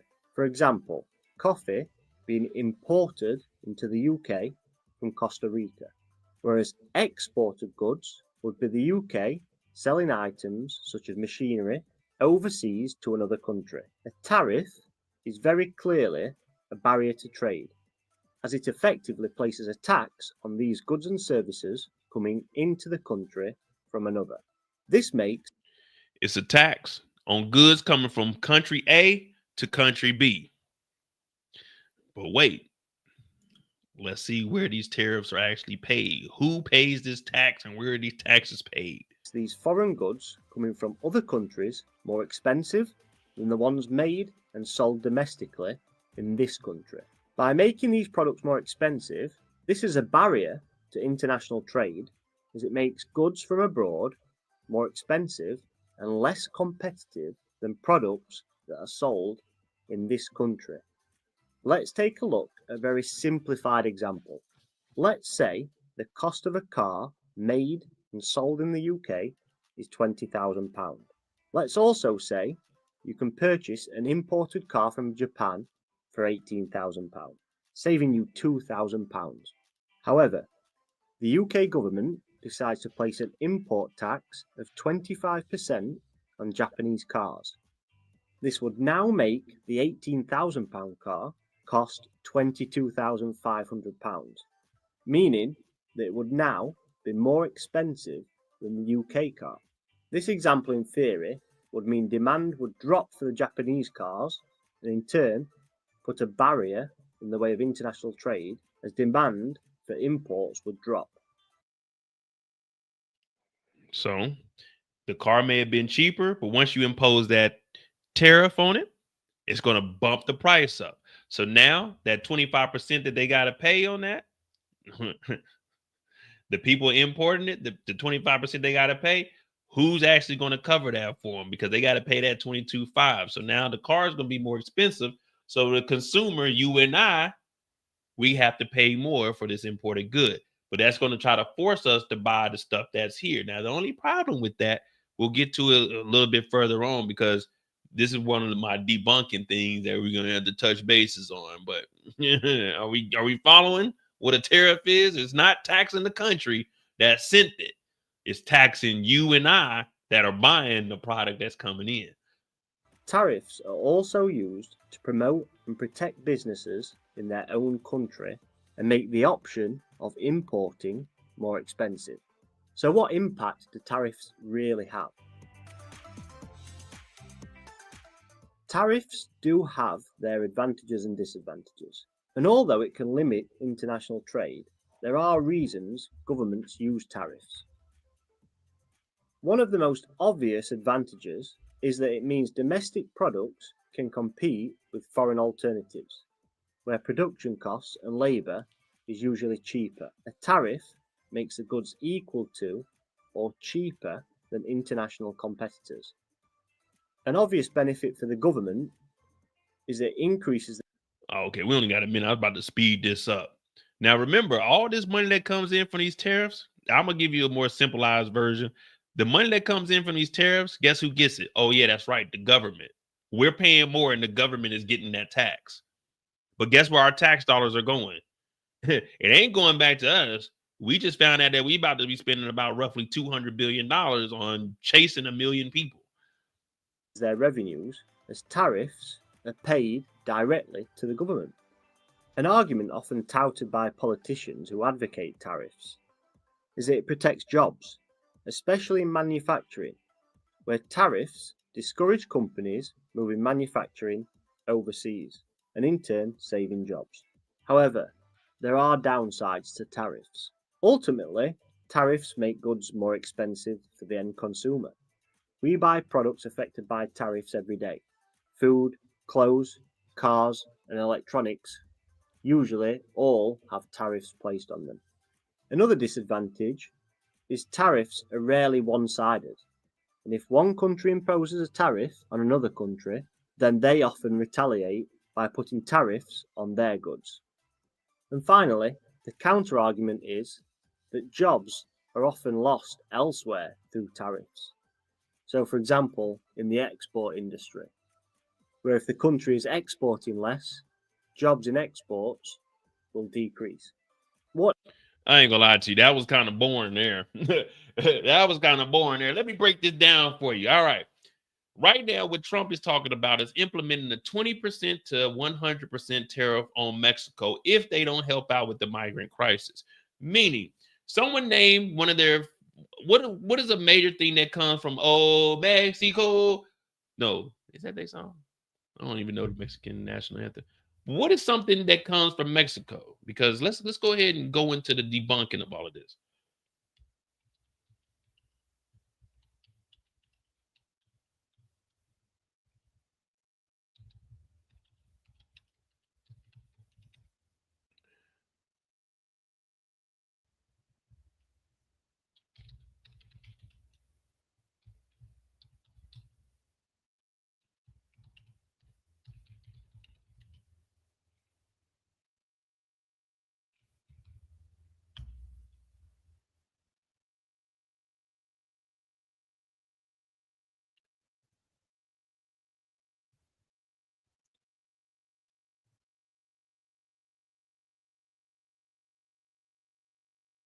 I'm trying to find something easy. So I mean, like electrical. What is one of the goods from Mexico?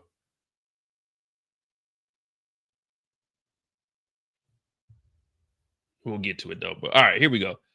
So November 4th, Trump said Trump threatens up to 100% tariffs on Mexico over immigration. He said he would set a 25. Golly, come on, man. We ain't buying this. We worried about tariffs. You over here trying to. Come on, does Rutgers have it?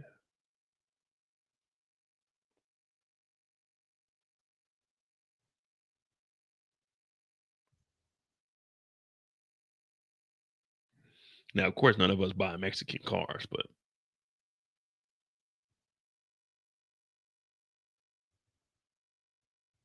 when is this article anyway? So this is November 20th. This is 2 days ago. Mexico warns Trump about a tariff impact on U.S. companies. So even Mexico is letting us know, like, hey, bro, if you put 100% tariff tax on us, that's going to fuck up your countries. Now, I know a lot of people are saying, Oh, no, Mo, with the tariffs, that's encouraging homemade manufacturing.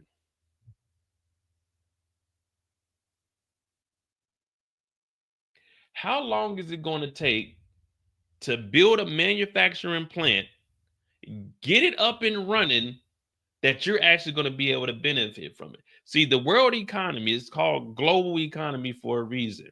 Now, my initial degree that I got, my bachelor's degree, is in international trade from Arizona State University. So this is where I thrive at. Okay, this is where I thrive and where the money comes from. That's why you guys always hear me talking about like what's it gonna cost everything. Now, let's just take even numbers per se. They say that manufacturing of cars, computers, if something costs $10 to come to America, all right, boom, that's just, that is what it is. It's $10 that comes in. Now that $10 product, they sell to you for $15. They make a $5 profit. That's business. There's always a bottom line. You always want to make a profit. No one goes into business to just be in business. Now that $10 product comes in as $10. They sell it for $15 to you. They profit $5. Now, if you put 100% tariff tax on there, that product that costs $10 to get to the country, when it gets to customs, it now costs the company $20. 100% of 10 is 10. So now that product costs $20 to bring into the country. You were paying $15. Now that $15, if they had 100%, that same product that cost you $15 before the 100% tariff now costs you $30. That's what 100% tariff is going to do. So now you're paying $30 for the same thing that was $15 before 100% was implemented to it.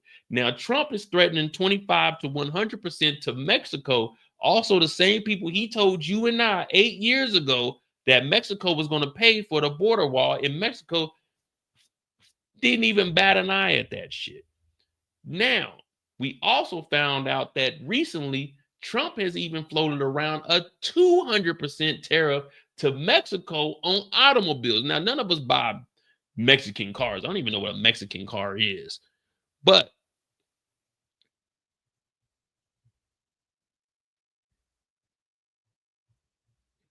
Trump has floated a 200% tariff on all old autos imported from Mexico and a 200% tariff on China-related automakers that move production to Mexico. Now, the reason he's going to that, and it all ties in with everything, baby. It all ties in with everything. And listen closely. Since China was getting hit with so many tariffs because Trump was applying those, and we know that we're the biggest importer of Chinese goods. China, what they were trying to do was build manufacturing companies in Mexico to avoid that tariff. And instead of coming from China, they would go to Mexico. But what did Trump do? He said, no, if you move your company to Mexico, we'll still hit you with 200%. Now, if you didn't know, China is the largest EV maker, electric vehicle maker in the world. China is also sending out 40 to 50,000 EVs to like Finland, to Sweden. Now, here's where things get real interesting. Billionaire Elon Musk, what does he do? Oh, he was one of the first EV makers here. Remember what he always complained about over these 4 years. And one reason he moved from California to Texas was to maximize the money that Tesla can make. Guess who he's in bed with now? He's with Donald Trump. So now when you hear 200% tax on, guess what? China and Mexico EVs, because everyone's trying to do that. California 2035, all new vehicles have to be EV. Trump tried to stop Ford and General Motors, the backbone of America, who we always bail out, when Biden gave them all that money to switch over to EVs. Elon Musk is right with Trump. He wants to government efficiency. This is so Tesla will be the #1 EV maker in the United States, backed by his partner in crime, Donald Trump. So we put these EV taxes on all, well, automotive taxes on Mexico and on China. All of this is happening for a reason. They're not just doing this shit. They're doing it right in front of us. That's why Elon is so close. Elon basically paid for the election to get people to vote because he has over 17 contracts worth $3 billion through the government. If he can start going in there and saying, hey, we got to eliminate NASA, SpaceX to take it over. SpaceX to start getting all of those contracts. Oh, yeah, that's right. Tesla. We want to be the biggest EV maker. But it's funny that everyone is saying global warming ain't real, but they support Elon Musk, who is doing what? Electric vehicles. They're talking about drill, baby, drill. But they're supporting Elon Musk, who has an electrical vehicle. You see? They're doing all of this for a reason. It's not because they're looking out for America. They're fattening their own pockets. But hey, it's right there in our face. Watch this.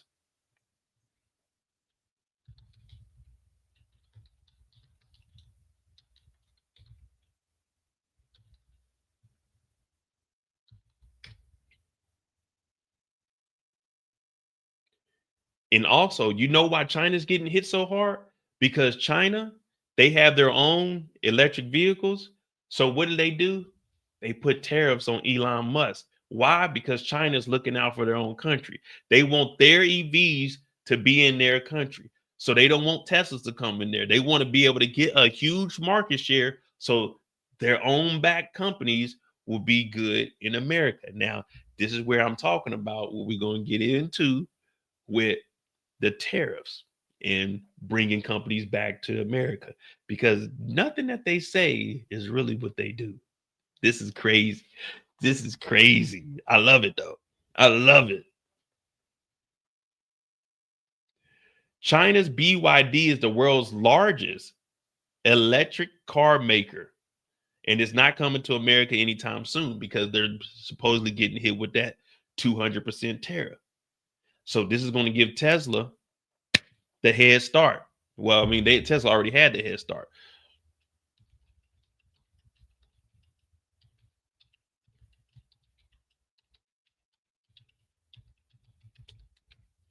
Did I spell that all wrong?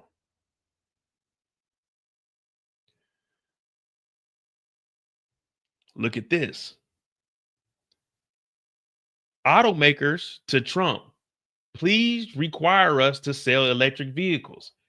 Trump doesn't want Ford, General Motors, Dodge. He doesn't want them selling EVs because there's no such thing as global warming. Drill, baby, drill. But he supports Elon Musk, who does do electric vehicles. So the automakers are saying, we already started this because of what Biden put in place.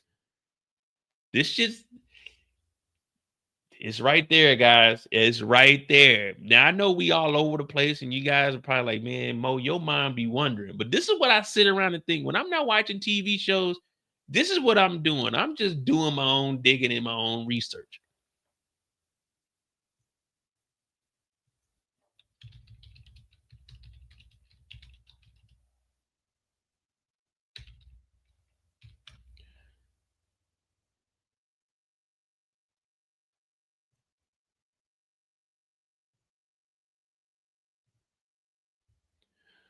Look at this. The Finnish and Chinese companies could expand cooperation on green transition. Chamber head. See, China, they're reaching out to all these companies. I mean, all these different countries. Why? Because they can make stuff cheaper. Now, if you didn't know, the world is built on a barter system. You know why?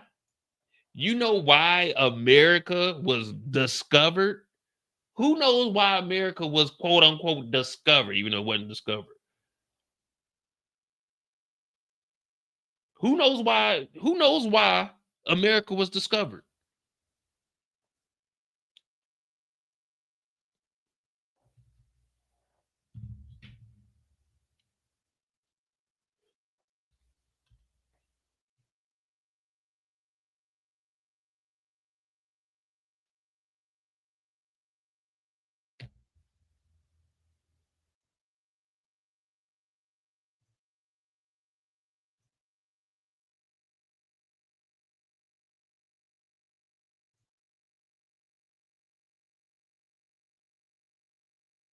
well, since you guys ain't up on your history, the reason America was quote unquote discovered,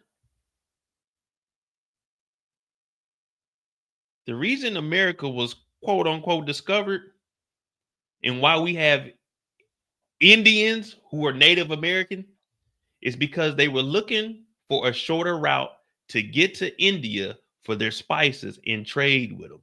So they went westward in the Atlantic Ocean. They ran into the United States. Native Americans are called Indians because they thought they made it to India to get the spices and the silk that they had, because the world is built on trading. You may not have stuff in your region, so you have to go somewhere else. So that's why it's important to have open relationships with people. Even though we may be in conflict with China, we may be in conflict with like Russia and stuff, we still work with them because we get the cheap labor in China. Your iPhone, which costs, let's just say $1,500, built in China, if it's built here in the States, it's going to cost $2,500, $3,000, because you're not getting the cheap labor. You got to pay people to do the job. You got to pay the training. You got to pay for the leave. You got to pay for the healthcare. So that's why we get everything outsourced to bring it in. So Trump's cut to Biden's EV tax credit, backed by who? Elon Musk. An EV tax credit that's about to be cut, and it's backed by Elon Musk. That's because Elon Musk is getting SpaceX deals also.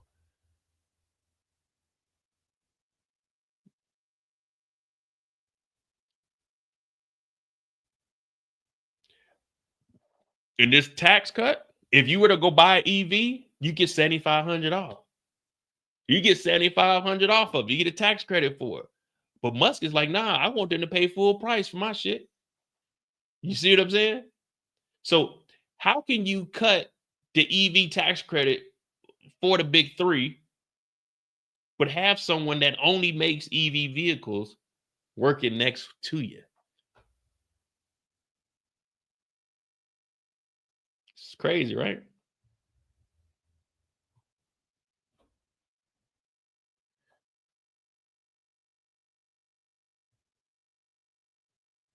Crazy.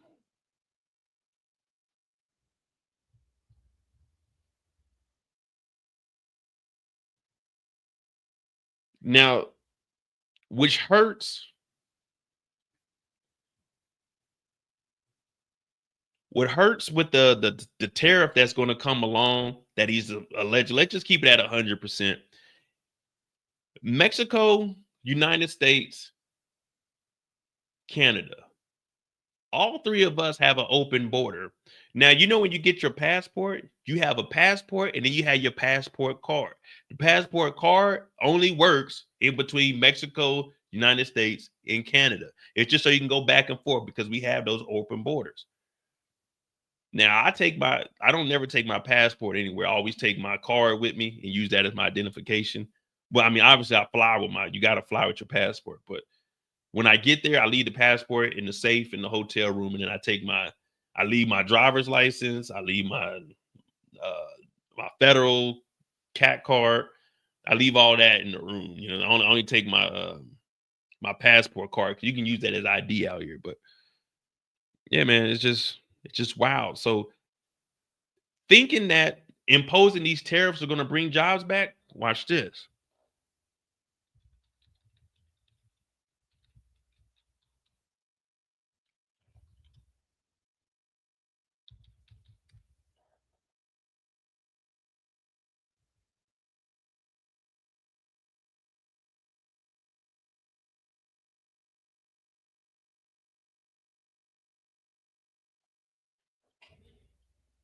Trump wants to get rid of the infrastructure bill. Now, there was an infrastructure bill passed by Biden. Now, canceling this infrastructure bill is good because the steel and all the materials that we're going to need for this, we need to get it from China because it's going to be less than us going to, like, let's say Arizona or something and getting all these raw materials. If we just import it, it's already together. We just got to go and, you know what I'm saying, build it up. But he wants to diminish the infrastructure bill so he could take credit for it. But he really wants to get rid of the whole thing, scrap it, because it's wasted money. Just like a lot of things that he does, he takes the former administration's work and he kind of tries to stop it so he can get in. And then once it becomes effective, he can take credit for it, such as like the economy from Obama. Oh, yeah, the best economy we had. All this shit is coming from people prior to him. But we talk about these tariffs and bringing businesses back to the States. Well, look at this.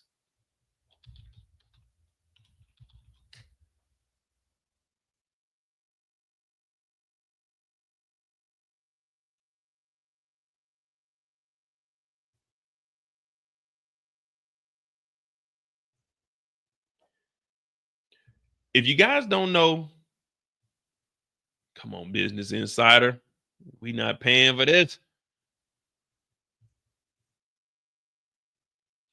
Let me ask you guys, what do you guys know about the chips factory? TSMC.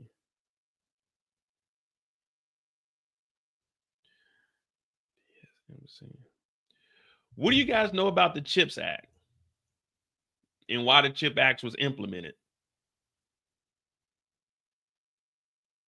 Does anyone know about the CHIPS Act and why we got that in place? Come on, guys. I told you it's gonna be an informative live tonight, man. We're gonna be doing a little bit. We're gonna be all over the place. We're gonna be all over the country. But this all ties into the tariffs and the myth that he's trying to bring jobs back to the States.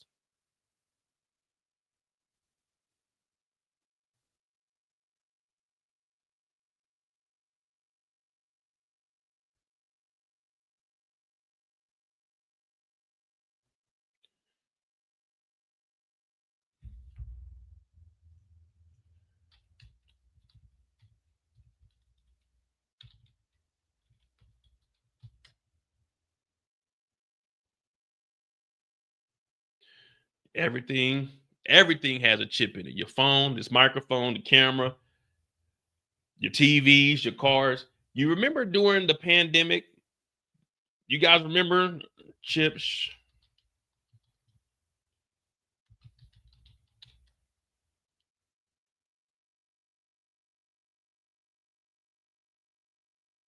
You guys remember this?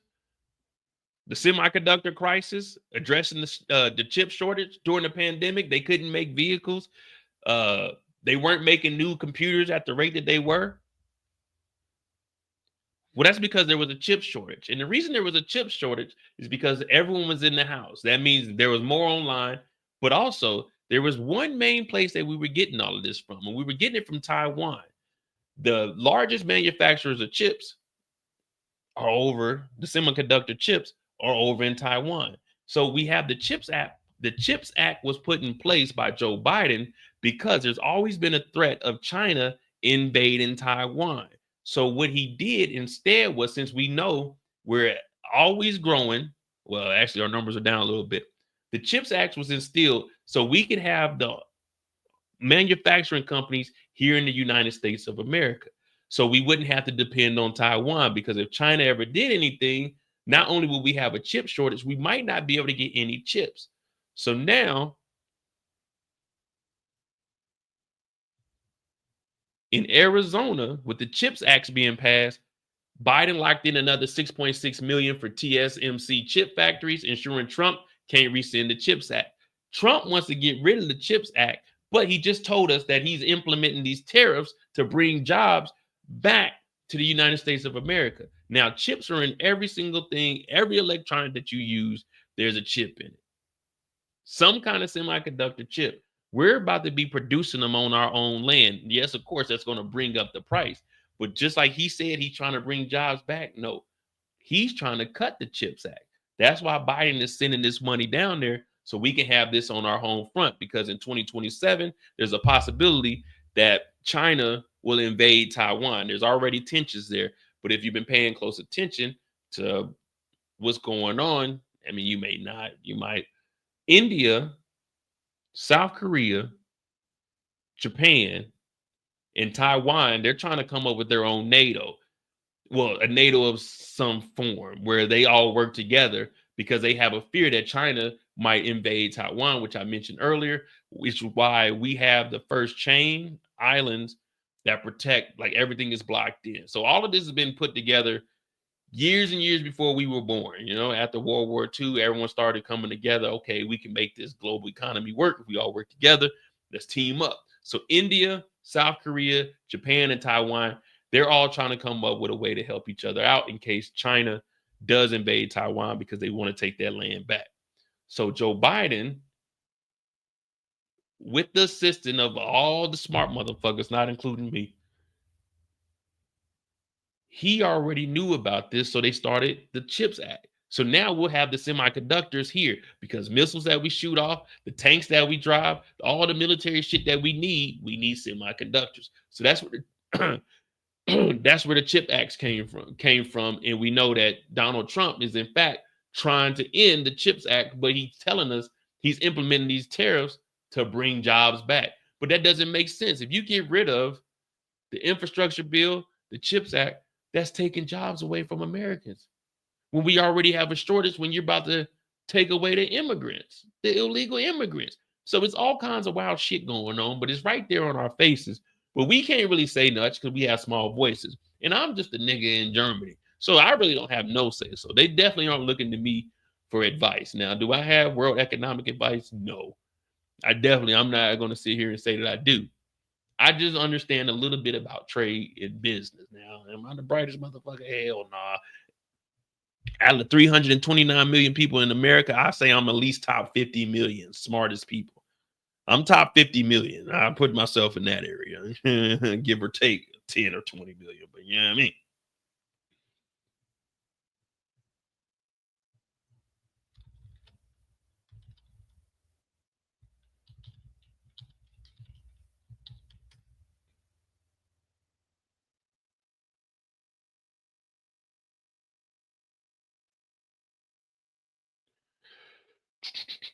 Let me see who got one. That's Arizona. I will just read that article then. Biden locks in 6.6 billion for TSMC chip factories, ensuring Trump can't rescind CHIPS Act deal. Washington, the Biden administration has finalized $6.6 billion award for the Taiwan semiconductor. Oh, what did I just say? Oh, yeah, that's right. Taiwan, the largest manufacturer in the world. Guess what? We brought them to America. It's about to be an American-based company. And of course, just like how they want TikTok and everything else, it will be ran by Americans. It will be on our land. And guess what? It's here to stay, people. Award for Taiwan semiconductor giant that building massive factories in Phoenix amid concerns President-elect Donald Trump would derail subsidies aimed at fostering the domestic chip industry. The gigantic announcement, Secretary of Commerce Gina Raimondo told reporters on a call ahead of the announcement early Friday, 10 days after Trump's election.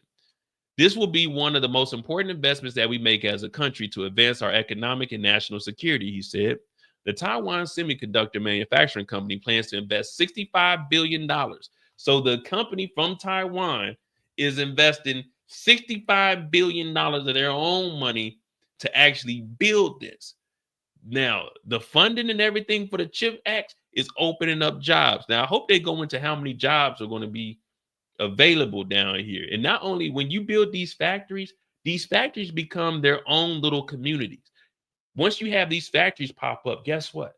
Now you can get housing. You can get neighborhoods built around this because you're going to need houses for the 5,000 to 10,000 people that are living here. So they don't have to drive all the way into Phoenix. This opens up a new community. Phoenix is one of the highest, fastest growing cities in America. Now, Phoenix is like the suburbs around it.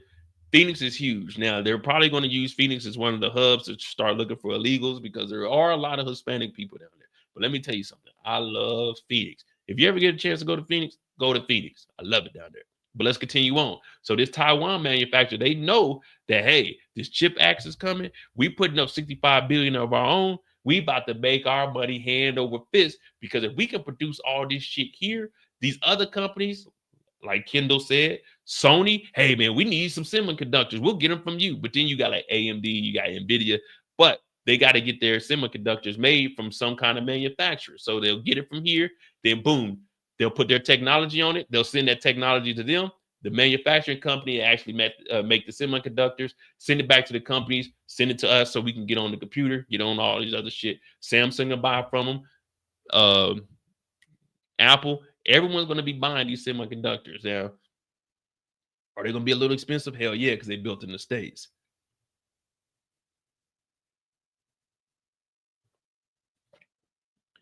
The Taiwan Semiconductor Manufacturing Company plans to invest $65 billion on 3, not 1, not 2, but 3 state-of-the-art fabrication plants or fabs. That means thousands of jobs in Arizona. Semiconductors are used in chips that make computers work along with cell phones, fighter jets, self-driving cars, artificial intelligence, and even ovens. U.S. officials allude to Trump's election to explain the timing of the award. For the next 2 months, you'll continue to see Commerce finalizing more awards, ensuring progress made to date will carry forward through the end of the decade. So they're setting this out like no matter what, CHIPS Act is good to go at least to the end of the decade, which gives us what, 5 years left? 2 months and a week before Trump would be sworn in. In April, the Biden administration promised $6.6 billion in grants to TSMC to build the Phoenix fabs. Plus up to $5 billion in loans. The funds come from the Biden signature legislative achievements. Now, this $5 billion in loans, that's good for the American economy. On $5 billion, they're going to probably end up paying $6 billion back with the interest on these loans. Now, they do have the grants, but that's to incentivize them coming to the United States of America. You're investing $65 billion. Okay, out of that $65 billion, we'll give you $6 billion in grants, and we'll give you a $5 billion loan. So, of course, the grant they're not going to have to pay back. But the thing is, we'll make that $6 billion back within the first year because of the economy is going to be booming. Because now we got 3,000 to 4,000 people with jobs. That's more money being put back into the economy.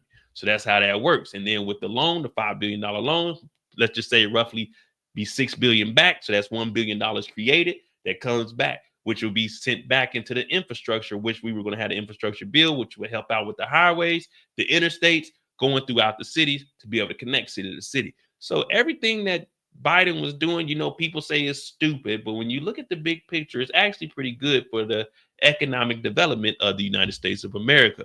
It's just certain people look at it as we didn't do it, so we got to cancel it so we can do it and get the credit for it.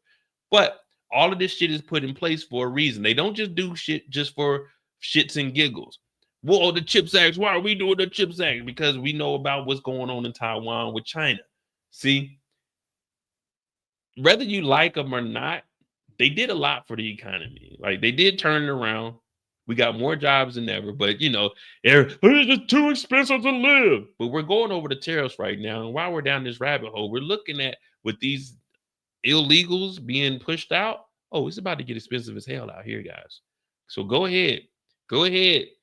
Go tap into your 401k, your Roth IRA. Go ahead, tap into it because you're going to need that extra money, baby. It's going down. 2026 is when you can really start looking for the collapse.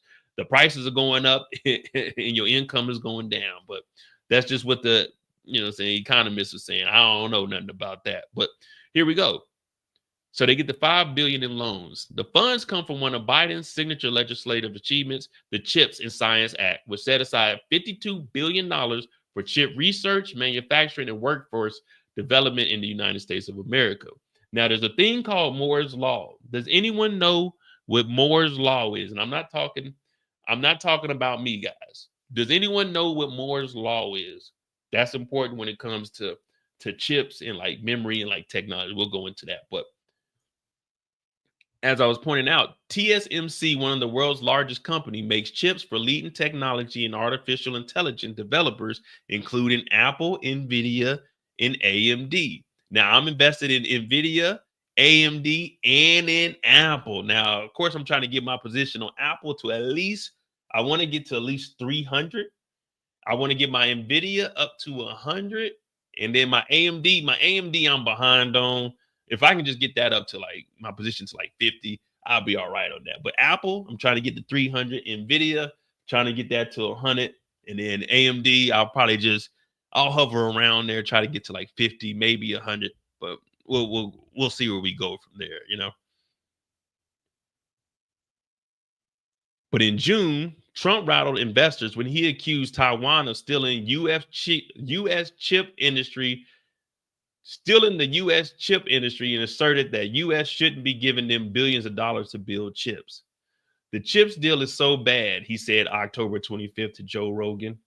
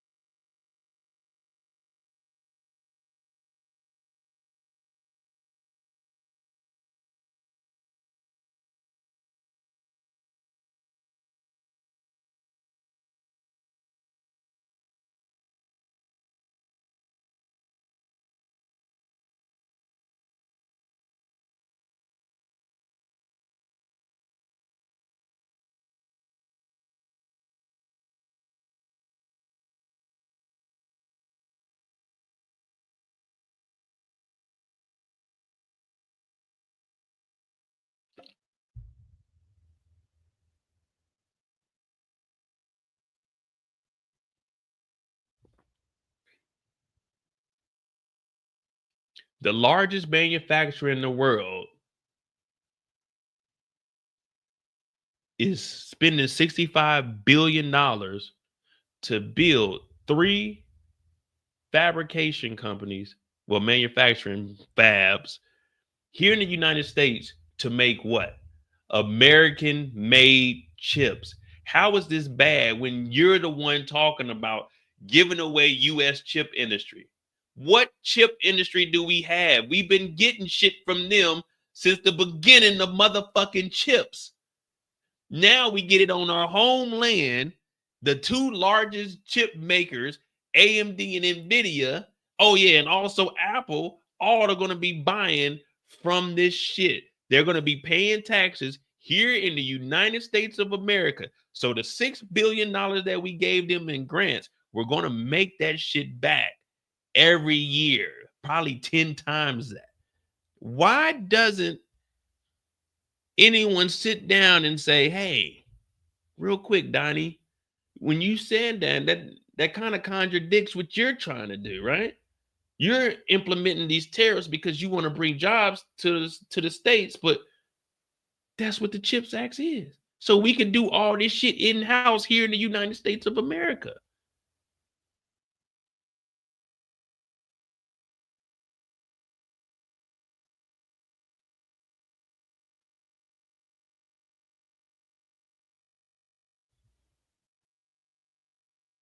Am I missing something?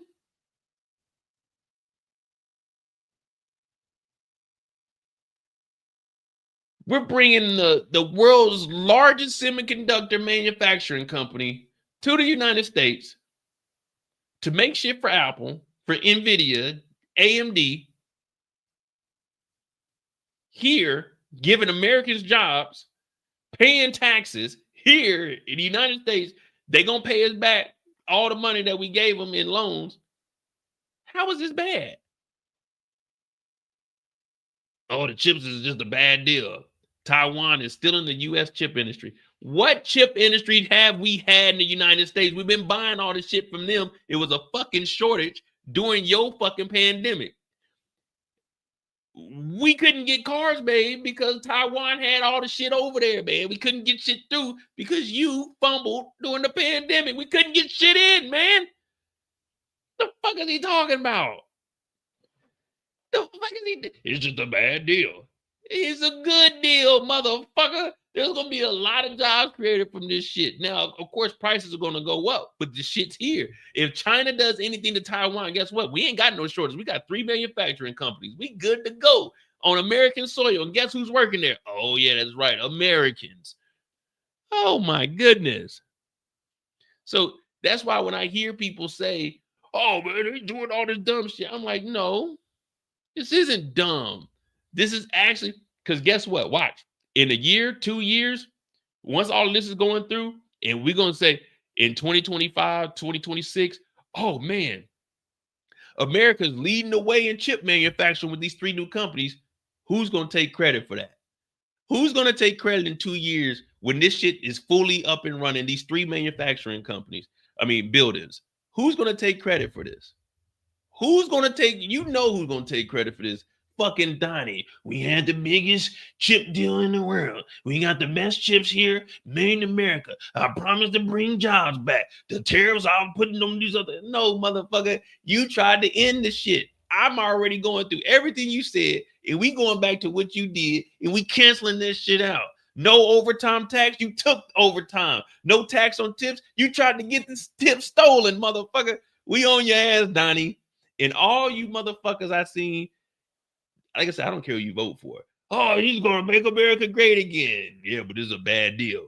I was over in Torian's chat. No disrespect to Torian's chat. But oh, yeah, man. Kamala, they don't know look what Joe Biden and them did. Okay, turn your fucking phone off then. If you got a brand new phone, turn that motherfucker off. Get off your motherfucking computer then. Because guess what? That motherfucking phone you using, that computer you using, it got a TSMC chip in that motherfucker. And that shit's manufactured here in the goddamn United States. Guess why? Because fucking Biden and Kamala Harris did that shit. So if I see your ass talking that shit, I'm on your ass too. Yeah, y'all want to talk about how bad shit is? Turn your fucking phone off then. Walk your bitch ass to work then, nigga. Because that goddamn car you driving, guess what? It got a motherfucking chip in that bitch. Don't it? Don't it? Take your ass on your motherfucking bike and rollerblades then, nigga. Hey, this fucking up the world. Okay, nigga. Okay, we gonna see how fucked up shit is. Now, I don't want to hear none of that. Okay, nigga. Mr. Know-it-all sitting there. Trump said it's a bad deal. Trump don't know a motherfucking thing about business. This nigga got a $5 million loan from his daddy, blew all that shit. How you got a goddamn casino and go bankrupt in a casino? Nigga, the house always wins. That's why we got the chips built here in America. Goddamn, the house always wins, nigga. Talk about a bad deal. It's just a bad, the chips are just a bad, we giving all these billions. Nigga, we gave them $6 billion in a motherfucking grant and $5 billion in loans. They put up $65 billion of their own money, nigga. A bad deal, nigga. We won that deal. They built the shit they sell, and they about to employ all Americans, nigga. That's a good fucking deal.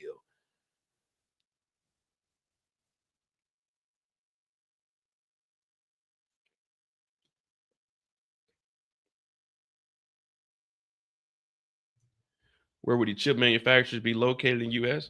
Oh, this is already up and running. This is already, TSMC announced the first Arizona fab was May 2020. Production began in April.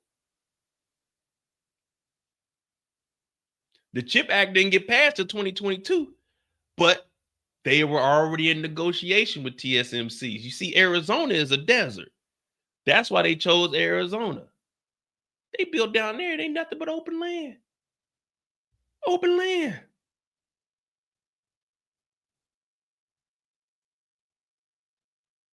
Here we go. Let's continue on. Biden signed the CHIPS Act in 2022 of August.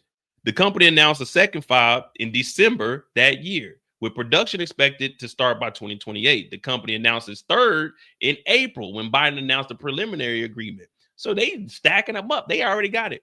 To receive funding under the CHIPS Act, the company must hit a certain construction, production, and other milestones. TSMC has met enough milestones to receive at least $1 billion by the end of the year and will receive the rest as the project progresses. Director of the CHIPS Act program in Office of the Commerce Department. It's a Biden contract. Oh, you know, Biden contract is good. The White House CHIPS implementation coordinator. The company, as long as it meets its milestones, has a contractual binding agreement from the government to move forward. Now, it's not, if they can't meet this shit, then the government's on your ass. We shut your ass down. They're not going to be spending excess money. It's a binding contract. You got to continue to reach milestones. This is a good ass deal. What is he talking about? What is he talking about? He's selling fucking electronic guitars, people. He's selling electronic guitars right now. That's who we got coming up next. He's selling electric guitars, people. And you want to talk to me about good and bad deals. This nigga's a joke. Mo, you do know why they love Trump so much. You know why I know they love him. But do you know? I don't give a fuck why they love him. I'm just pointing out the economic disaster that we're about to witness. I don't know why they love him. I don't care why they love him. I know they look. I see all this stuff I'm showing you guys. I've already like done my own personal research on it. Like I said, I really don't care who you vote for. I'm just pointing out, excuse me, as far as numbers go, like your political beliefs are yours. I just like numbers. Like I said, that's what I got a financial background. So that's why I just love looking at all this stuff, because it's cool to implement the shit that I learned and actually see it in the real world, even though I don't personally per se work like in the business atmosphere, but I know like little things. So when I see all of this shit, it's pretty cool. It's just, we could be honest. I'm gonna tell y'all, they just didn't want, like, man, it just niggas ain't want no goddamn black woman to be in charge of them. That's really the only reason Kamala lost. That's really all it is. They're like, man, hell no. And I understand why. You're like, but it is what it is. That's your political choice. You know what I'm saying? That's your right. But this is a good ass deal if you ask me. Nah, I ain't buying them. Man, hell no, I ain't buying them damn shoes. All right, here we go. So we know it's a binding contract. Early production yields at TSMC's first fab in Arizona are at least as good as similar factories in Taiwan, Bloomberg reported last month. Now, remember, we're still getting the shit from Taiwan because they're building these motherfuckers up. Even though it's never been done before, listen, how is it a bad deal when it's never been done before in the United States? It's being done now. To all the naysayers, I say it's happening. The proof is in the pudding. There's never, ever been a chips manufacturing company in the United States. So how are we taking away from the United States of America chip industry when we never had one? This is the first fucking one that we're having. And we're not even paying for it. They're paying for it. And we're going to reap the benefits. That's a win fucking win. $6 billion in grants. They get $5 billion loan. They're going to pay us that back with interest. Let's just say $6 billion. That covers the $6 billion grant. They put up the $65 billion. They got to pay taxes to stay on that land. They got to pay the employees, which in return, the employees pay their taxes. We get all the money back. And we didn't have to do nothing. We didn't have to do nothing. Except for put some money away for some chips. And that's why I was asking people, does anyone know what Moore's Law is? Well, let me tell you what Moore's Law is. It ain't me, though. But you know what I'm saying? Let me tell y'all what Moore's Law is. This is important to know if you're into technology. Moore's Law is the observation that the number of transistors in an integrated circuit, IC, doubles roughly every 2 years. Meaning, you know, every phone that comes out, whatever they talk about, new computers are coming out, that's because the memory is doubling every 2 years. Was actually under 2 years. It's roughly around 18 months now with Moore's Law, that they can make semiconductors smaller and smaller and smaller. So you have all the transistors, they're getting smaller and smaller. That's why chips are so small, and you can get more and more memory. Remember, 1 gig used to be, oh shit, I got 1 gig of data. I could put a lot of shit on here 1 gig. Then you got the 10 gigs, 20 gig. Now I got a 5 terabyte, I got a 1 terabyte, I got a 5 terabyte hooked up. You can get a 20 terabyte.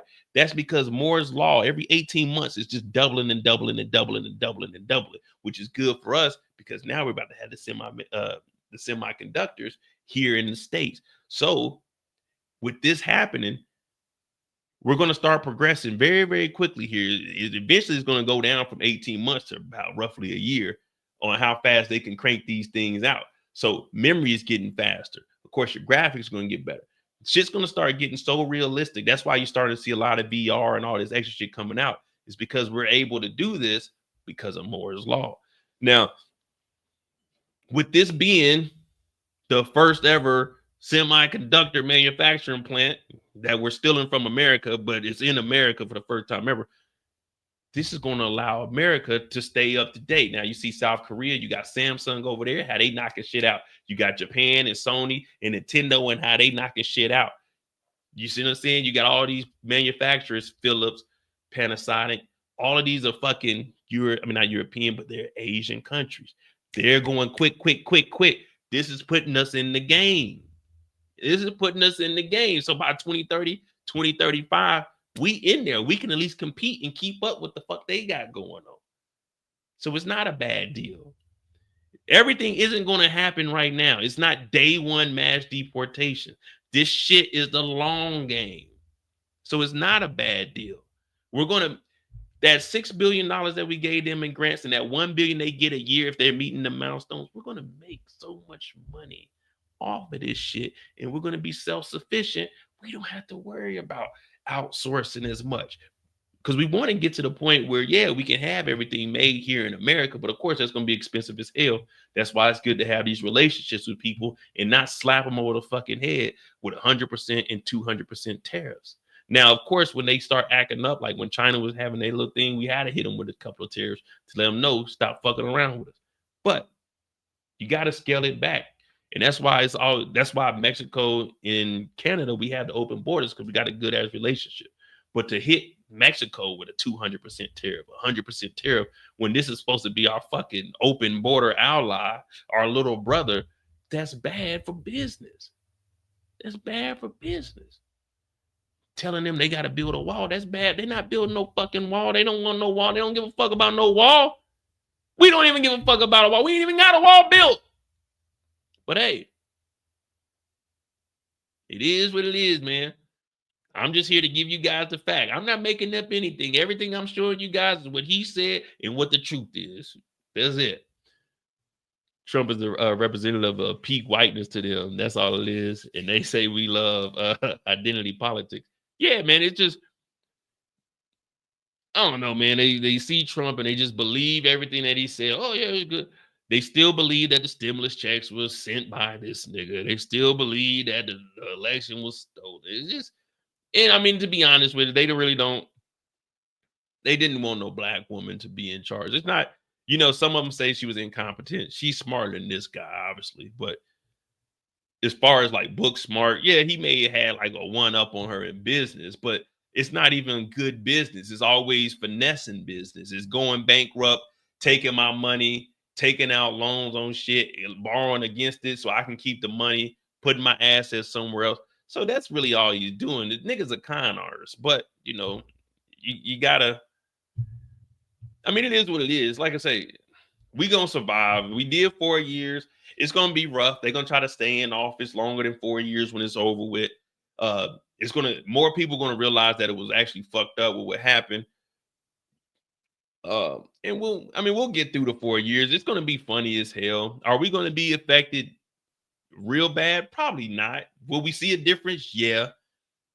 But it is what it is, man.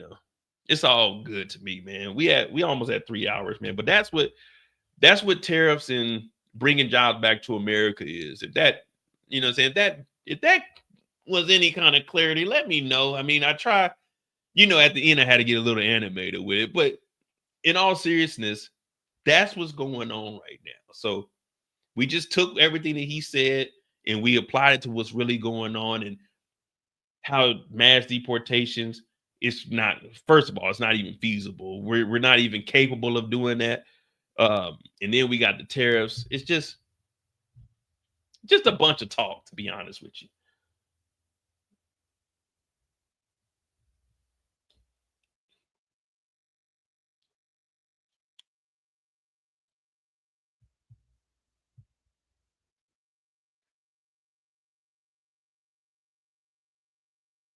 But like I say, man, the Kima said, being here, it feels like the Dems and Republicans are two wings of the same bird. Oh, yeah. So let's not get anything misconstrued. Behind closed doors, all of these people are friends. Now, of course, there's some people that have issues, but these Republicans and Democrats, they all went to school together. They all had the same professors. well, of course, not all of them, but they all know each other outside of work. It's no different than when you go to work. You go to work, you do your job. You know what I mean? You do what you stand for, and then you got to go home. But you may have disagreements with like other Trump supporters, or Trump supporters have disagreement with Biden, but it's not like y'all aren't like, I'm not going to get mad at anybody that votes for Trump, or if he voted for Kamala. I don't, like I said, I really genuinely don't care. It's just, don't talk to me about shit if you're not going to give me the facts about it. That's my only thing. Like when I was telling you guys about the guy that was telling me if I make $15 and the illegal immigrant makes $15 and they're offering them a stipend. First of all, an illegal immigrant ain't gonna make the same amount as you because they're illegal. They're not on paperwork. They're not gonna make the same hourly wage as you. They're gonna make less. So there's no way you could tell me that this illegal's making the same as me. They gave him a car and a house. That means that motherfucker's not illegal. That motherfucker's legit. I don't know how he got that car though, but that's why I say you got to show me facts of people saying, yeah, they getting $3,000-$4,000. Show me somebody. Show me one of these goddamn illegal immigrants that making $4,000, $5,000. They out here sleeping on the side of the road. Let me see one of them, because obviously I ain't living right. Let me go get on the side of this road then. Let me go apply for some shit. Shit, I quit my job if they giving out $8,000, man. Shit, I'll be out on that motherfucking corner and go stay at my mama's house every now and then. Hey, mom, I'll be over there in a little bit. Keep my clothes in that room. I'm about to go out there and get this check. Man, get the fuck out of here.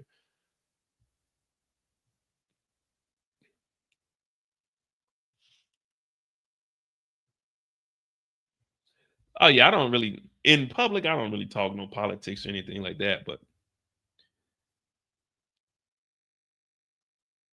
it's just really to me, it's really no point to it. I mean,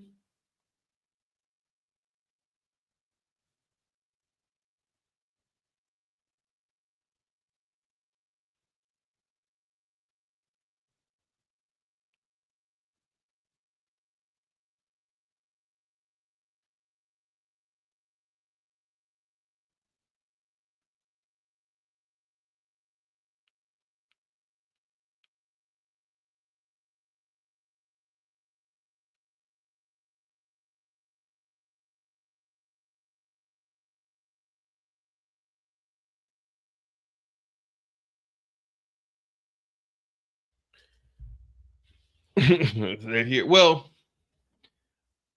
a lot of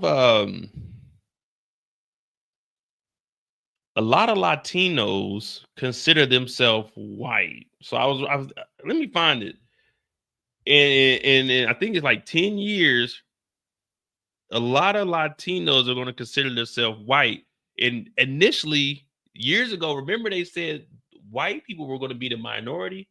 No, white people are going to end up, they're going to still be the majority because a lot of Latinos identify themselves as white.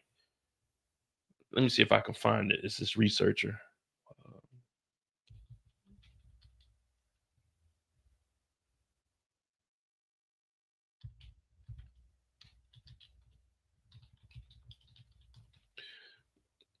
Man, my hand's cold as hell. You're as cold as ice. All right. Growth in the number of multiracial Hispanics come primarily from those who identify as white and some other race. That population grew from 1.6 million to 24.9 million between 2010 and 2022. The number of Hispanics who identify as white and no other race declined from 26 million to 10.7.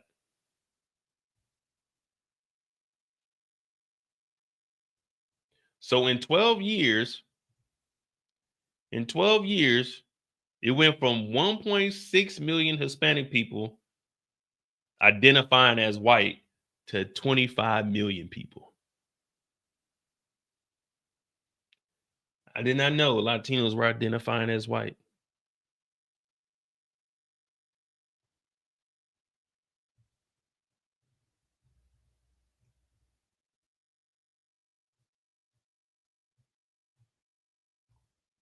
Let me find a news article.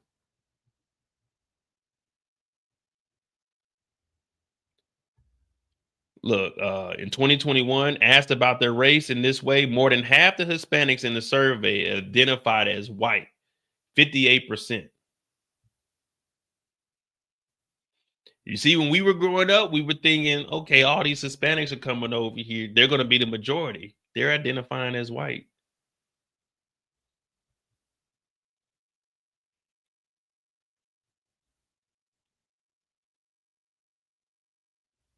(2014) why Hispanic isn't a race on the census.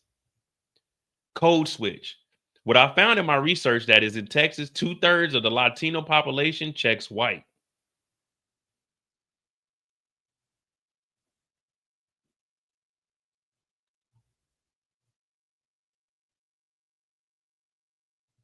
Here we go. An article from 2014 on CNN. Why are Hispanics identifying as white?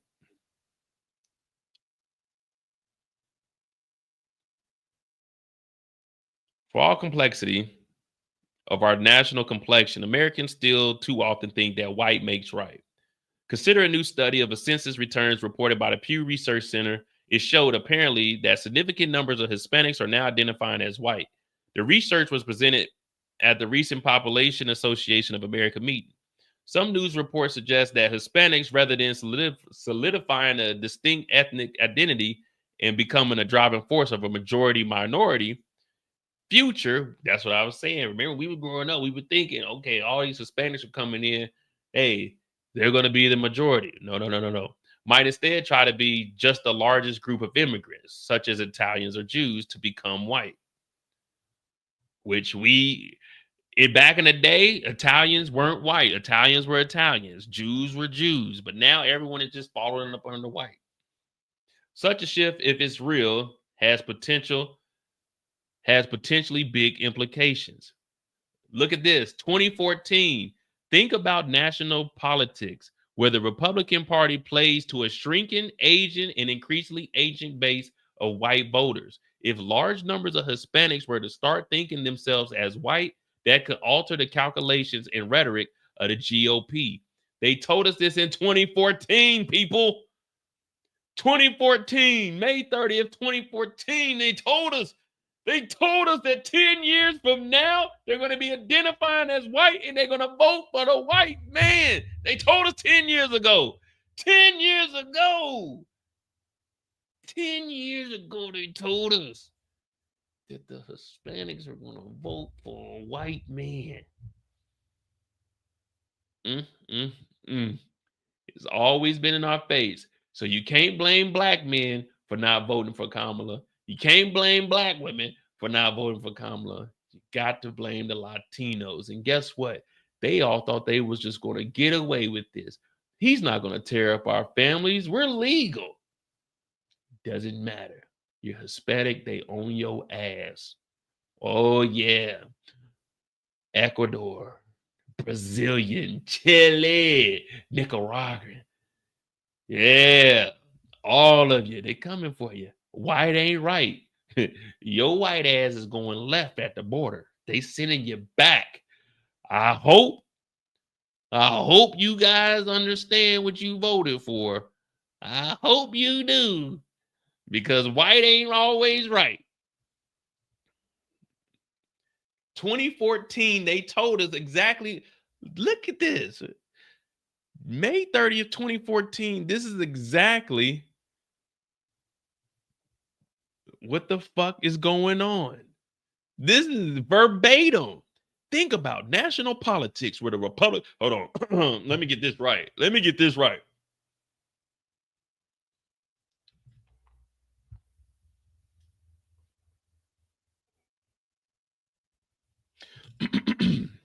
Thinking about national politics, where the Republican Party plays to a shrinking, aging, and increasingly anxious fan base of white voters.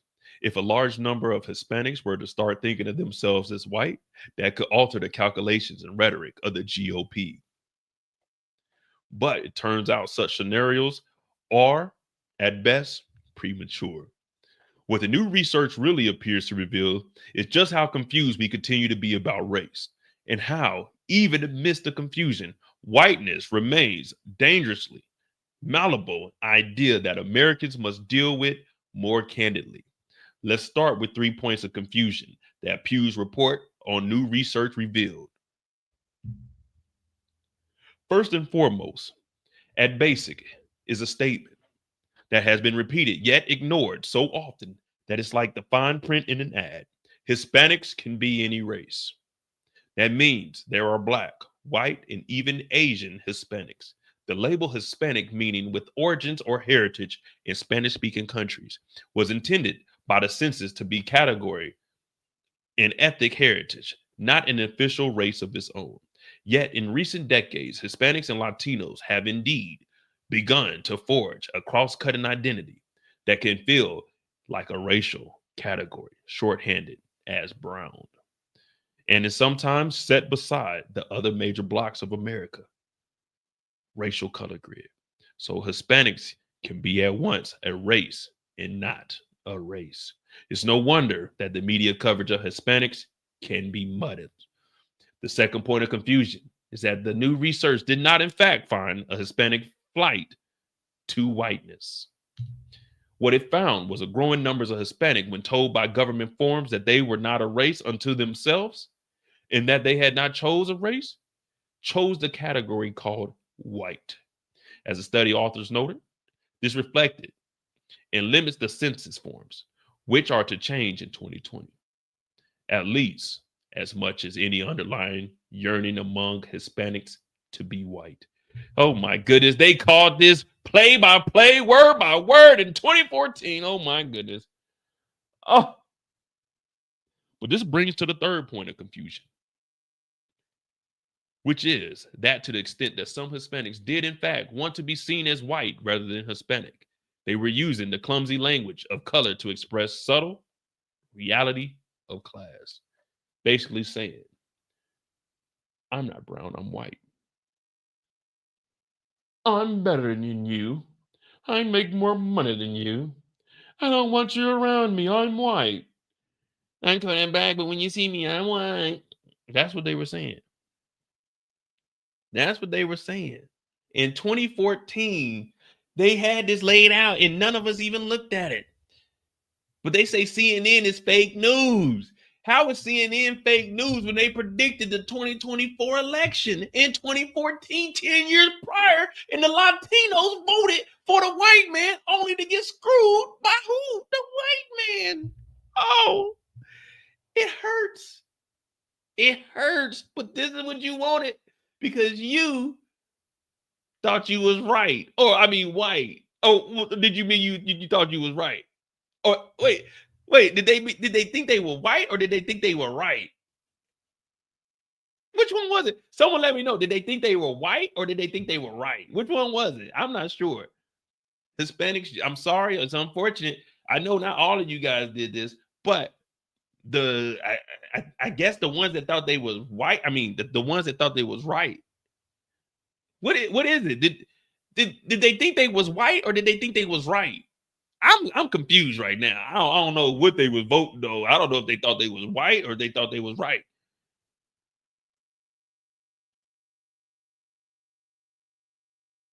I don't know, man. I don't know. Kendall said both. I'm not trying to make you guys laugh, guys. I'm not trying to make you guys laugh. All I can do is give you guys, I'm reading from these articles. I know they say CNN is fake news, but exactly what they said would happen on May 30th, 2014 happened November 5th, 2024. I've never looked up this article. I just heard, I forgot what I was listening to on the way to work. I think it was yesterday. Yeah, because yesterday we were supposed to do this live that we're doing now. We're supposed to do it yesterday. Hit that like button, hit the subscribe button if you do. But I was riding to work and I was listening. I'm like, damn, I didn't know Hispanics identified as white. But they identify whiteness as rightness. Only to find out that you better hide your kids and hide your wife because they stealing everybody out here. They going door to door. They ain't even mentioned like the Haitians, the Ukrainians, the Jamaicans. They said, hell no, we going for them illegals south of the border. I said, oh Lord, Not you done voted on getting your family members up out of here because you thought you was right.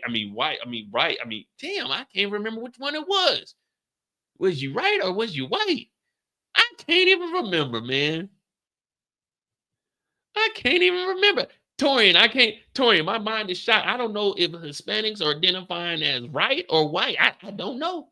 I'm confused. But hopefully, I hope your white ass is on the right side of the law when they come a knocking. That's all I'm gonna say. If you identifying as white, I hope when they go and come and talk to you, you on the right. The white. Damn, what is it? The white side or the right side? I don't know. I don't know. Y'all better figure it out.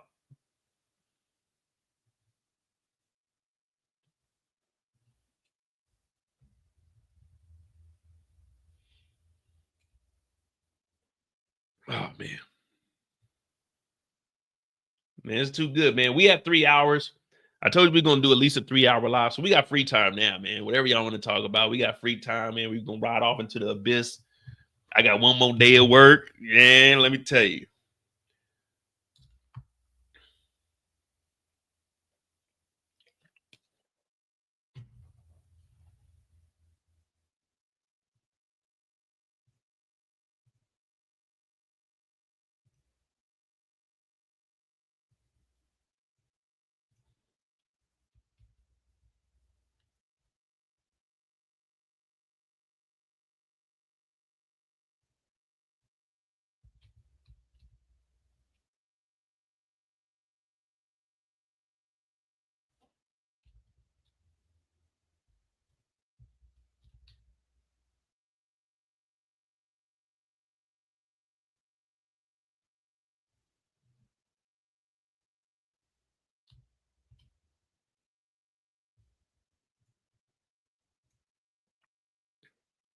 Matt Gaetz. Oh, man. We got a whole bunch of Matt Gaetz. Yeah, we can talk about Matt Gaetz. I haven't seen anything new that came out, but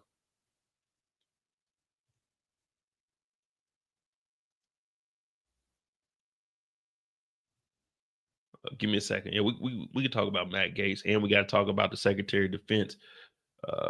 Yeah, we got a lot of shit we can actually talk about, to be honest with you. I didn't know if you guys wanted to get into the politics and what was actually getting fucked up out here.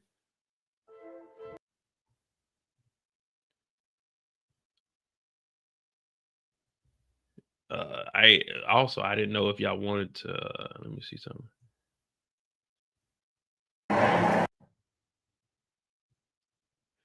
Also, just real quick, I ain't know if y'all wanted this either. Gladiator 2.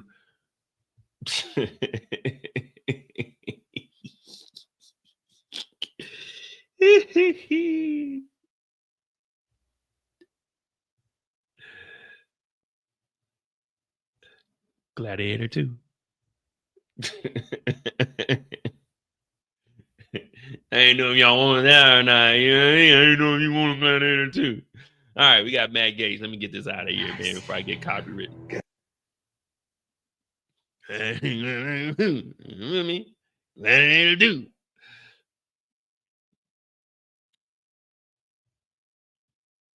This was the most informative mode. Shout out to my dad. Man, my dad used to make us read newspaper articles on the weekend, man. He used to make us go into the room, man. I used to hate that. We're going to talk about Matt Gaetz real quick. But, yeah, man, my dad used to make us fucking read articles on the weekend, man. I hated that shit.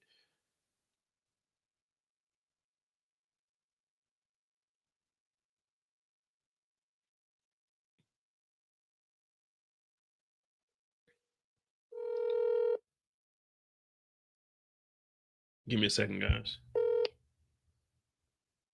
Hello? Hey, you busy? No, what's up? Hey, I got you on live real quick, and they talk about shout out to Dad because he made us read them newspaper articles. I just got to ask you, why did you go along with that? Why would you put me and Aunt in separate rooms and make us actually read the newspaper? That was hooked on phonics.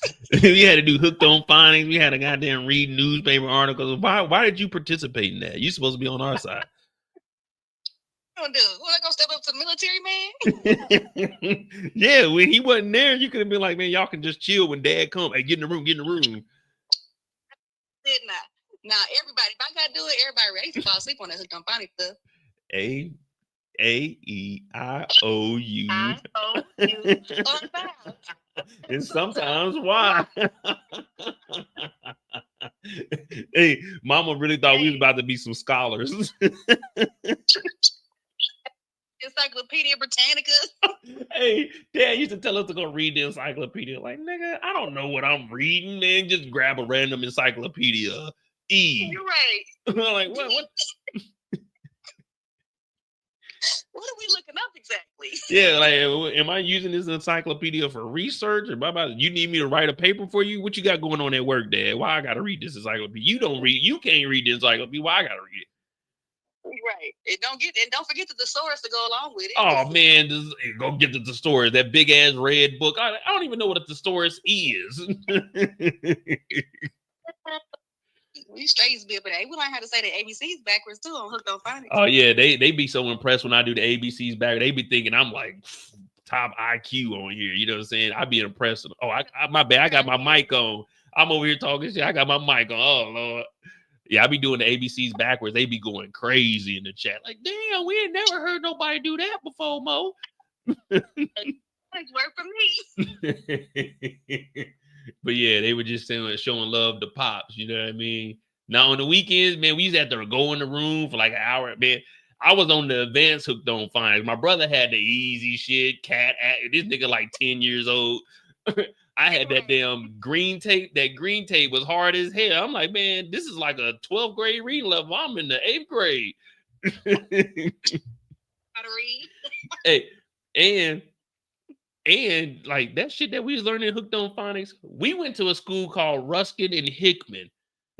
These schools, when we were reading, like doing the Hooked on Phonics, let me tell you something. We barely had books at the school we went to. We wasn't doing no reading at school. At the east side from Lean On Me. Yeah, oh, we wasn't that. We wasn't smoking no crack in school. It was bad, but you smoke crack, don't you? Like they may have smoked crack, don't you? Yeah, they may have smoked weed. They wasn't doing no crack in the school. That's before our time. Doing no crack, but they was gonna fight across that street though. That's when Tanika was in school.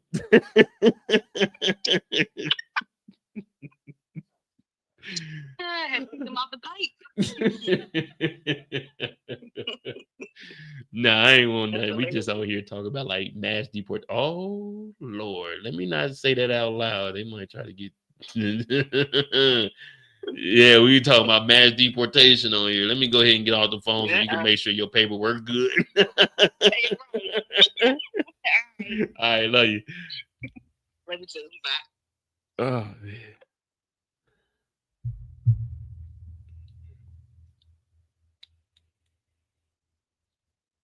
Yeah, man, I be saying the alphabet backwards. We're gonna talk about Matt Gaetz, but while we talk about Matt Gaetz, come on, guys, follow me. ZYXWVUTSRQP ONMLKJIHGFEDCBA. There you go, your alphabet backwards right there. Easy 26 piece.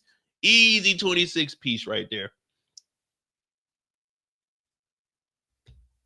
Matthew Gaetz. Matt Gaetz is a sick individual that hangs with Donnie. Now, they're trying to get Matt Gaetz to be the goddamn AG, Attorney General. Meaning big dog. Mean lock niggas up. You and I. All right, Matt Gaetz. Let's see. Let's see if they got a timeline so I ain't got to go over all of this.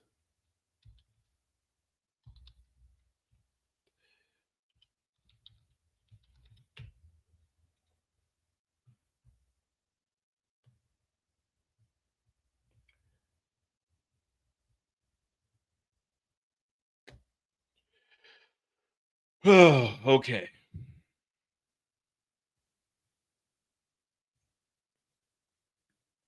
I'm trying to see withdrawals for U.S. attorney. That's out here.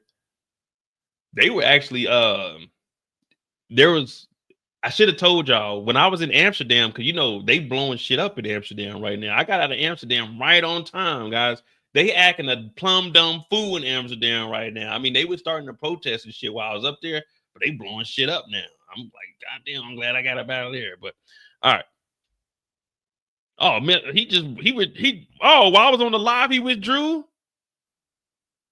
Oh Lord, I thought when y'all was saying he withdrew, I thought y'all were just talking about from Senate. I knew that. Let's go over to Vanity Fair. Okay. All right. This is exactly what I've been waiting on. What the hell? Why ain't nobody tell me he just pulled out of that? Oh, you going down, brother.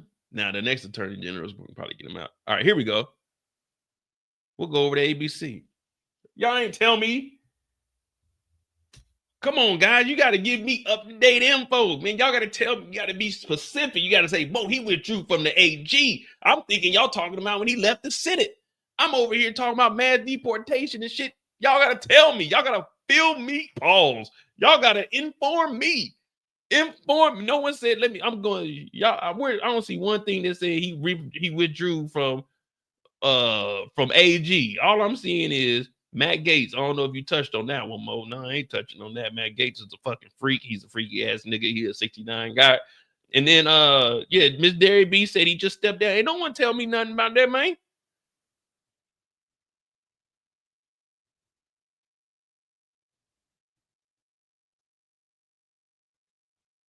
All right, here we go. Matt Gaetz. Now, this is a good one because, ooh, I got some people I got to talk to. They were like, oh, no, it's going to be good to go. No.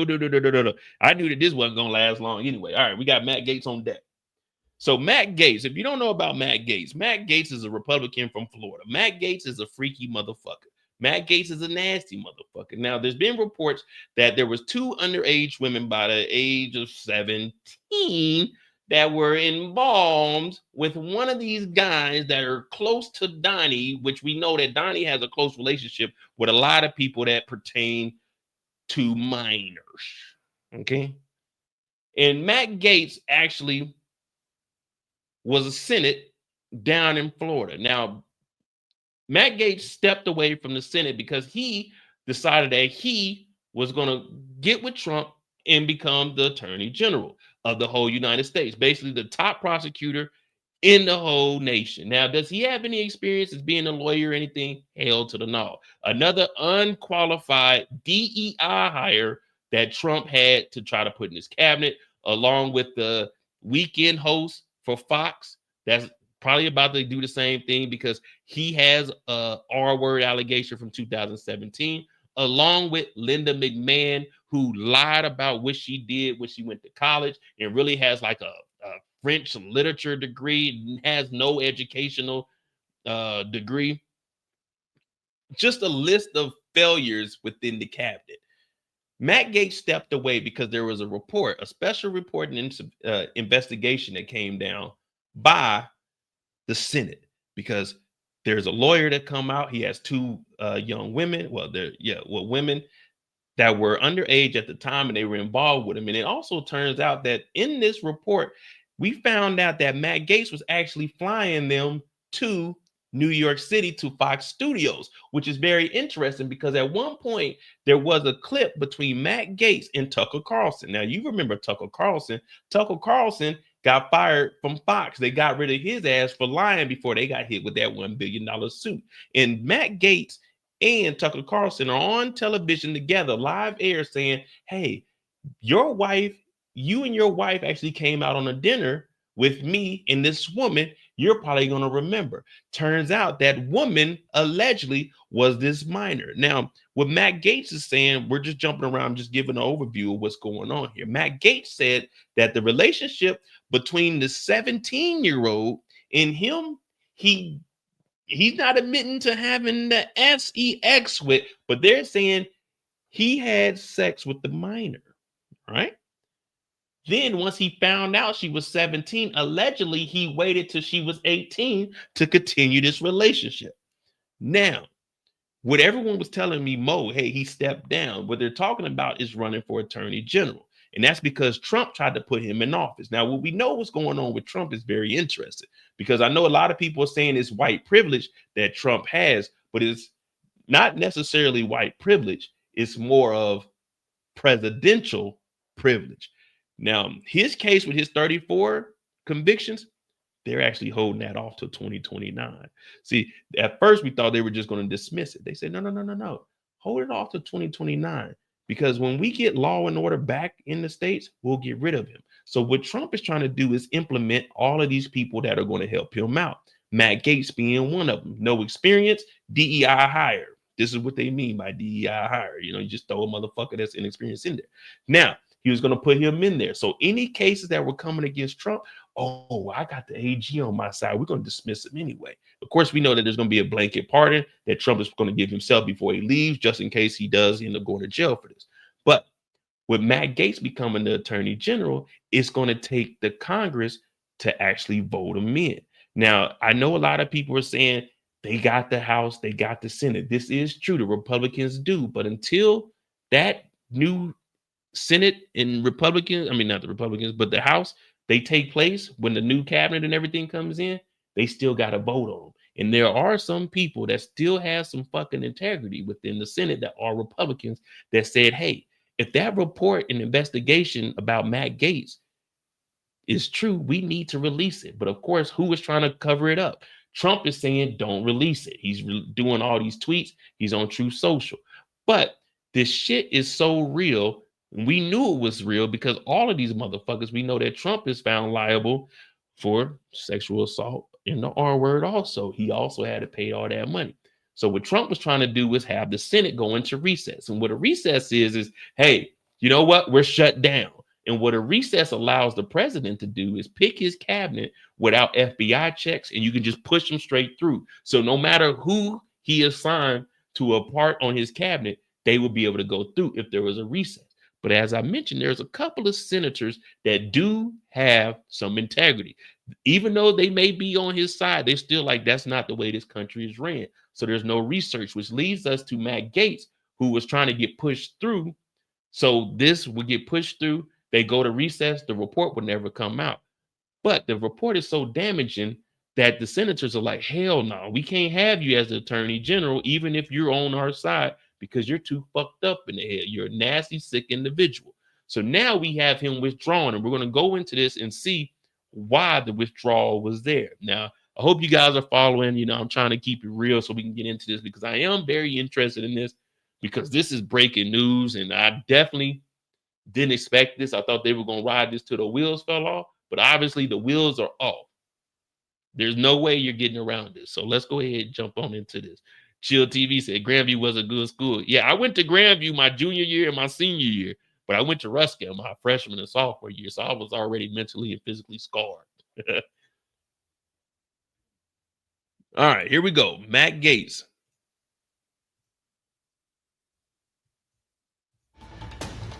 This is an ABC News special report.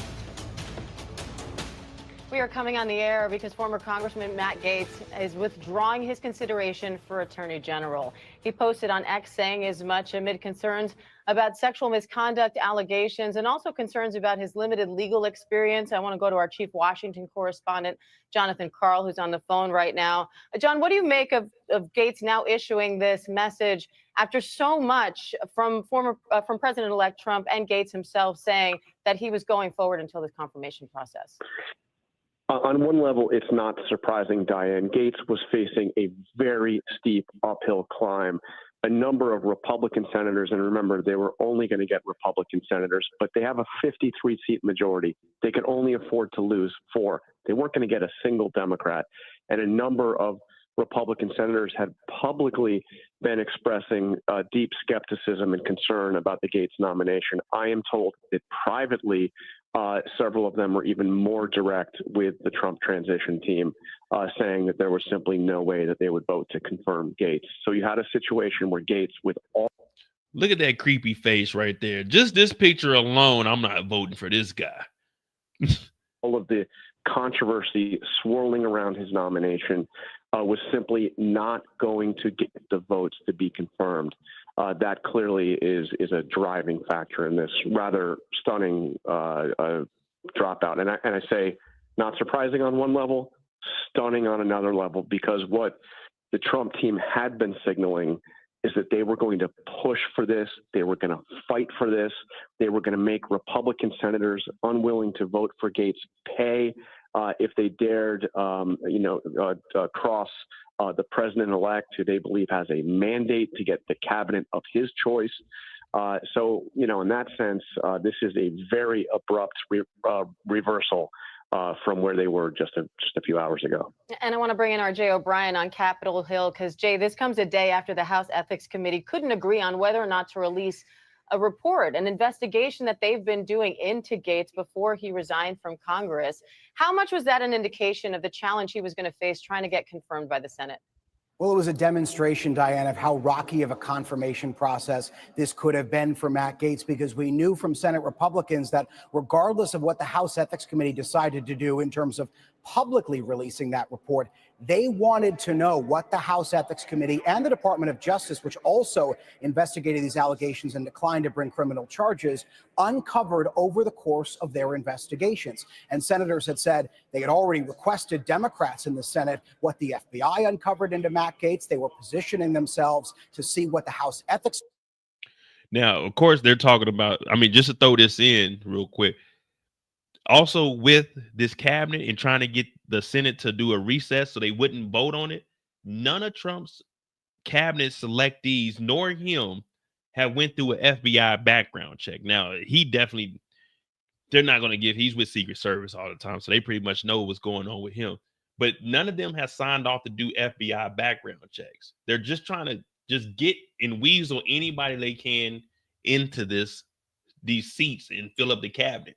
So you see Trump talking about, hey, don't pass this bill. We got to get these people through. Republicans, y'all need to take a recess or it's going to be tough out here. Basically threatening Republicans to do as he says. It's more of a dictatorship. This is kind of what you've seen when it came to like Kim Jong-un. You see this with a lot of dictators.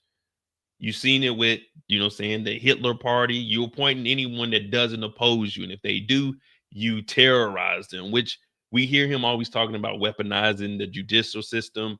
That's exactly what he is about to do. Have Matt Gaetz in there and then go after every single person that went against him.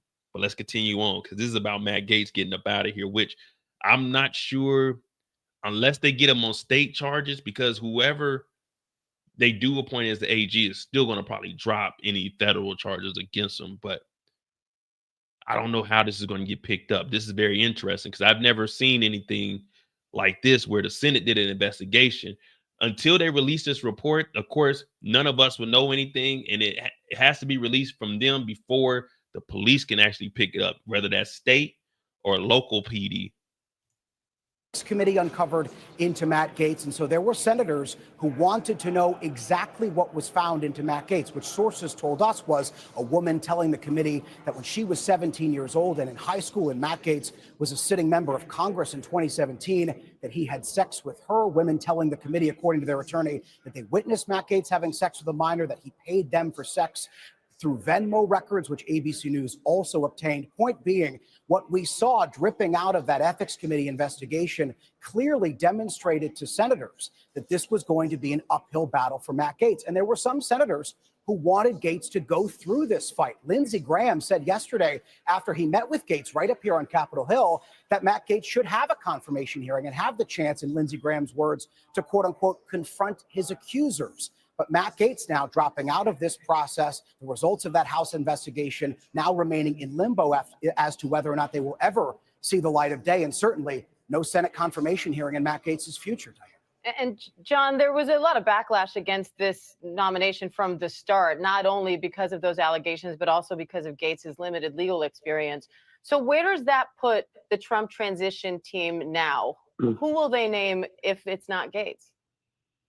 Yeah, one Republican Senator, Markwayne Mullin of Oklahoma, said that he didn't know that Gaetz was an attorney until he was announced as the candidate for Attorney General. So yes, his experience and his approach to the Justice Department was a big part of this, as were the allegation. In terms of what comes next, Trump interviewed several candidates for Attorney General.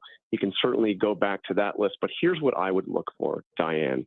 As Gaetz was announced, he also announced his choice for Deputy Attorney General. That is Todd Blanche, who is his lead defense counsel on a number of his cases, most prominently the New York hush money case. Todd Blanche became the personal lawyer to Donald Trump. He is a former prosecutor. He is widely respected, and he is somebody that clearly has the trust of Donald Trump. I would look to whether or not he would consider elevating Blanche, who he's already chosen and already announced as the Deputy Attorney General nominee, to be the nominee for Attorney General. And we know that Gates could opt to retake his seat when the congressional session resumes in January. We'll be waiting to watch more on all of that. John Carl, Jay O'Brien, thank you both. Now, the scary thing, well, not for us, it's actually a good thing. Now, if Todd Blanche, Trump's lawyer, that's, you know, saying in charge of the hush money and everything that they're trying to get that under wraps, which appointing him to Attorney General will be good for Trump while he's here, but him having ethics could actually backfire for Trump in the end. Now, you know, you have attorney-client privilege, but he could make a deal with the Senate, because once this house of cards is going to crumble, trust me, by the end of this 4 years, there's going to be a lot of people going to jail for a lot of shit that's going on in this next 4 years and what happened prior to it. You see everyone starting to get exposed now. Todd Blanche, his actual lawyer, what he could do is turn and testify against Trump. Now, he will break attorney-client privilege, but this right here, yeah, he'll probably potentially lose his license, but this will keep him out of any trouble that he's done if he could flip on Trump, which we've seen the same thing happen with old boy. You know what I'm saying? He's always around Cohen. He's always going at Trump, he was one of the lawyers for him. It could be the same route. Void jail time and just say, hey, this is where all the bones are. Get Trump's ass. Let me stay free. So this could be bad for Trump if he brings in his own personal lawyer and shit starts to get ugly and he gets caught up in all of this, because he's already potentially at risk to lose his license if he does a lot of shit illegally while he's the AG. So I would stay far away from that. But as I was mentioning earlier, there's an interview in 2021 between Tucker Carlson. I don't know if you guys seen this, Tucker Carlson and Matt Gaetz, where Matt Gaetz tells on himself. Now, this is after we found out that he was flying these minors up to the Fox studio and was actually out and about with them. Here we go. This is in 2021. He ropes in, let me see, Tucker Carlson livid after Republican Matt Gaetz tries to rope him into controversy. This is back in 2021. Tucker may have allegedly known that this woman was this child was 17. And he's like, whoa, don't bring me into that. I don't remember none of that. I don't know what you're talking about. It's crazy, but it's always been in our face. That's one thing about these motherfucking dirtbags. They can't hide what they do. This is who they are. So I'll play that for you guys.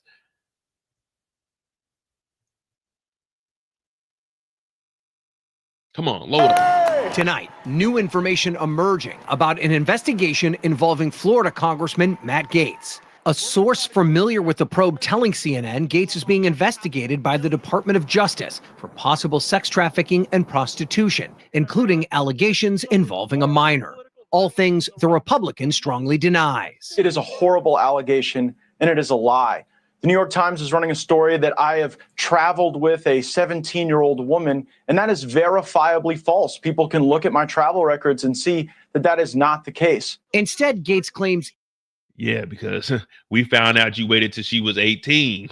We found out you waited till she was 18. So you may have been traveling with an 18-year-old, but let's go ahead and continue. He and his family are the victim, the target of an extortion attempt. On March 16th, my father got a text message demanding a meeting wherein a person demanded $25 million in exchange for making horrible sex trafficking allegations against me go away. Pensacola-based federal prosecutors are examining the extortion claim, according to the source familiar with the investigation. That is being handled apart from the other investigation. The congressman accusing a former federal prosecutor by name during an interview on Fox News. His name is David McGee. He was a top official in the leadership in the Northern District of Florida as a prosecutor. He currently works at the Beggs and Lane law firm. As a matter of fact, one of the recordings that was made at the FBI and Department of Justice request occurred at that law firm, and the money that was supposed to be paid today that would have shown even more evidence of David McGee's work in this extortion scheme. Gates also called on the FBI and DOJ to release any tapes of surveillance involving his father. And if the FBI and Department of Justice will release the tapes that they are in possession of, the American people will see what is really going on. McGee's law firm, Beggs and Lane, released a statement denying the accusations against him. The allegation by the congressman is both false and defamatory. Mr. McGee was the chief United States attorney for the Northern District of Florida 25 years ago. During his tenure with the Department of Justice, his reputation for integrity and ethical conduct was impeccable. CNN source did not disclose who was being investigated for the extortion. The interview with Tucker Carlson at times got uncomfortable, with Gates suggesting that the talk show host had dinner with Gates and a woman who could be at the center of the investigation by the FBI into Gates's. Here we go. This is where he's on TV. He's talking about he didn't do any of this, but he's giving away that, hey, Tucker, you and your wife had dinner with me and some random person. Conduct. Carlson said he did not remember the woman or the dinner. I don't remember the woman you're speaking of or the context at all, honestly. But I would like to know who. So they're saying there is a 17-year-old girl who you had a relationship with. Is that true? And who are they? Who is this girl? What are they talking about in the New York Times? The person doesn't exist. I have not had a relationship with a 17-year-old. That is totally false. Even Carlson left the interview sounding confused. You just saw our Matt Gaetz interview. That was one of the weirdest interviews I've ever conducted. Today, the most powerful Republican in the House, Minority Leader Kevin McCarthy, called the allegation serious, but said he was waiting to learn more. If it comes out to be true, yes, we would remove him if that was the case. But right now, as Matt Gaetz says, it is not true, and we don't have any information. So let's get all the information. And as you can see, the congressman's political future very much in doubt. That was not a ringing endorsement from the House Minority Leader as they wait to learn more about this investigation. He did get support from a fellow member of the Freedom Caucus, Representative Jim Jordan of Ohio, who is the ranking member on the Judiciary Committee. In a statement to CNN, he said that he believed Matt Gaetz and said that he shouldn't be removed from that committee. But right now, Wolf, a lot of pressure on the congressman from Florida. Yeah. I hear that you get a lot of. Another one bites the dust, and another one does, and another one does, and another one bites the dust. Oh yeah, it's going down, man. They on the ass. Well, that's Matt Gaetz, and we're gonna wait and see what happens from here. Is there gonna be any criminal charges? Probably not, because this is what, over 7 years ago. Now, there'll probably be some civil charges. These ladies, they do have lawyers. Both of them are represented by the same lawyer. They said they seen him. So the first 17-year-old says she seen him having intercourse with the other 17-year-old on like a air hockey table or something of that nature. And then he was involved with her. He paid both of them money, allegedly. But we found out that there's actual Venmo payments between him and them. And he was paying through, who they say he was paying through? His like his nephew or something. He was paying through his account to try to cover up his tracks or something like that, allegedly. So it's all kinds of wild shit going on. But that's Matt Gaetz up and out of here. Now there's another guy, the Fox host, that they're trying to put as the Secretary of Defense. Another DEI hire, another person that isn't qualified to be the Secretary of Defense. How are we going from a 4-star general to a major? No disrespect to my weekend warriors, but he was I think a reservist.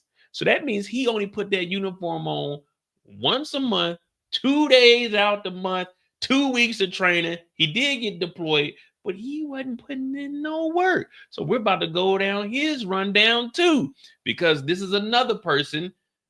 Birds of a feather flock together. We know that Trump was held liable for sexual and he was found liable for it. Matt Gaetz is going down for 2 minors, and then the other guy had an R word in 2017. He got too drunk, and the woman couldn't remember what happened. Oh my goodness! You mean to tell me Trumpy? Oh, Donnie is picking these people? But let's go ahead and find out who this gentleman is and see who you guys voted for that's putting these creeps in office. But hey, my name is Modi J, and this is the Mo You Know. I'm not making up anything. All I can do is present you all the facts. So give me a second and we'll figure this out. All right. That's good old Matt Gaetz.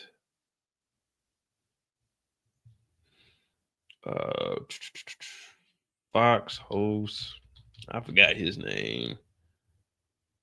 Fox host or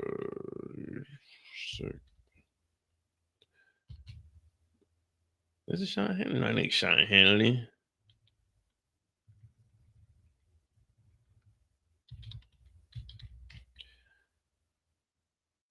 Pete Hegseth, where the fuck his name is.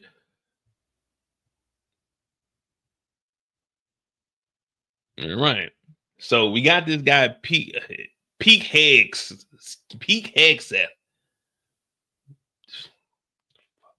All right, Pete Hegseth. If you guys don't know about this guy, we're going to go give a rundown of who he is and why he isn't qualified and why he's in trouble also. Because just like Donald Trump and his hush money, guess what? Pete is involved in hush money also. Oh, Lord. It's the same old song, just a different beat since you've been gone. It's the same old story. Now, I know everybody talking about, oh, Diddy and everybody. Oh, no, everybody. Cat Williams told us this is the year that the big dick deviants will be exposed. That's why I just stay in the house. I don't get involved in none of the nonsense. All right. Who is Pete Hegseth? President-elect Trump tapped the army. We don't even know who the fuck he is.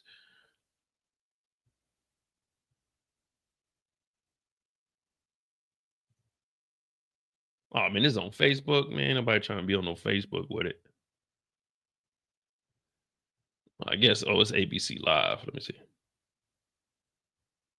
Fox News host and Army veteran Pete Hegseth to lead the department. And this unleashes the opportunity for real American-led, America-first foreign policy. 44-year-old Hegseth is a former major in the Army National Guard, a veteran of the wars in Iraq and Afghanistan, but also a prominent conservative voice in media. In the military, our diversity is not our strength. Our unity is our strength. One of Hegseth's major talking points, he says it's time to clean house at the Pentagon. It's got the largest budget of any agency in the federal government, an incredibly large workforce, both uniformed and, federal employees. This is quite the promotion for somebody who has most recently, just been a host on a TV show. The U.S. military, as well as the CIA or the FBI, should be completely apolitical. That is what I think the U.S. citizen demands, and I think that is what they have, and it needs to remain that way. In his latest book, Hegseth criticizes what he calls woke leadership in the military, arguing that efforts to promote diversity and inclusion have weakened the armed forces. In a recent interview on the Sean Ryan Show podcast, Hegseth has strong opinions on the place of women in combat. Because I'm straight up just saying we should not have women in combat roles. It hasn't made us more effective, hasn't made us more lethal, has made fighting more complicated. He believes those policies are undermining readiness and morale, and he's been sharply critical of transgender service members. Hegseth writes, the next commander-in-chief will need to clean house and says the military is driving away potential recruits, particularly what he refers to as America's white sons and daughters.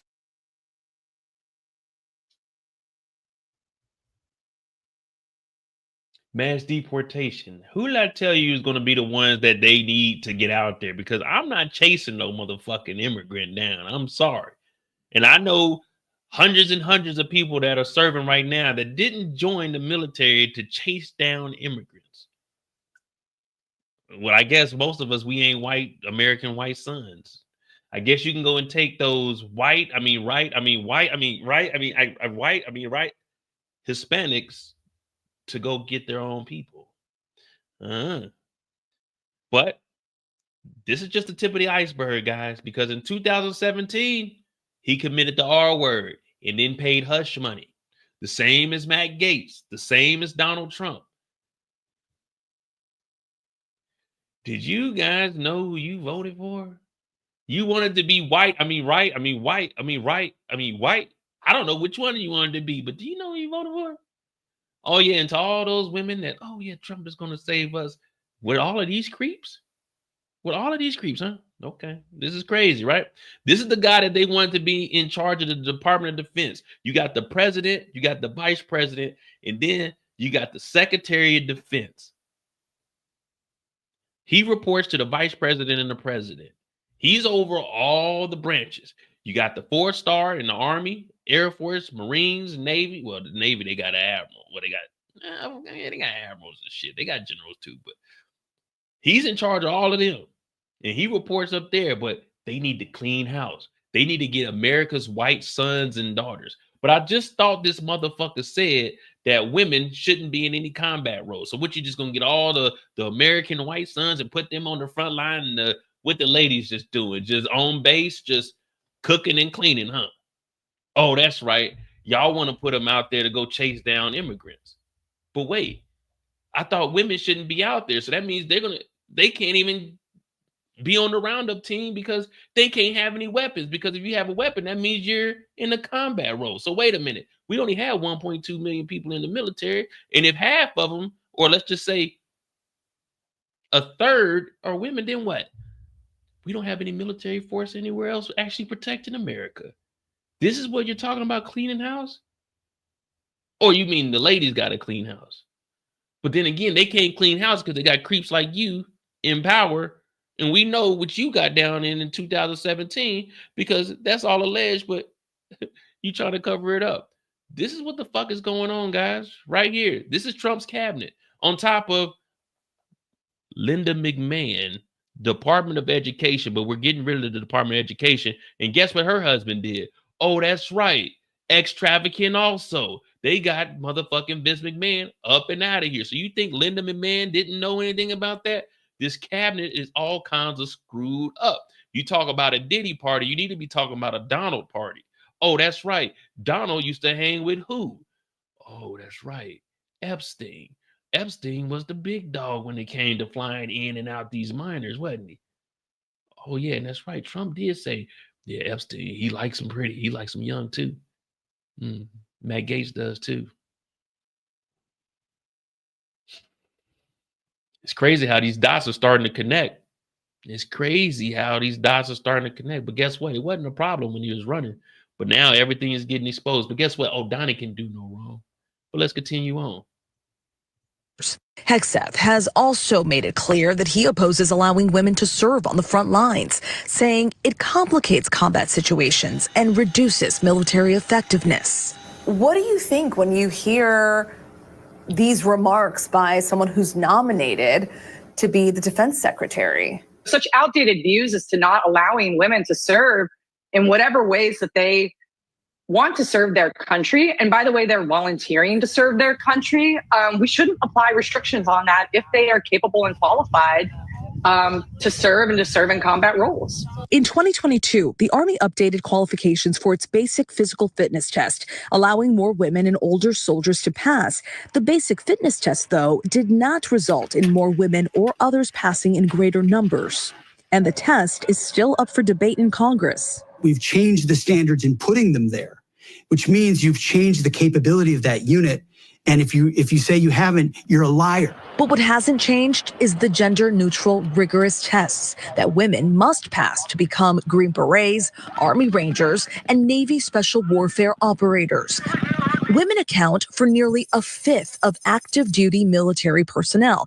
That's nearly 230,000 serving for the United States at home and abroad. Just today, Secretary of Defense Lloyd Austin defended the DoD's commitment to women in the military. Now, this here is our current Secretary of Defense, a retired 4-star general. Now, if you don't know how the rank goes, when it goes to enlisted, that's what I was. That's what a majority of the military is enlisted. If you're ever going to join the military, go officer. You get way more benefits. You make more money. But as far as officers go, you got 01 all the way up to 010.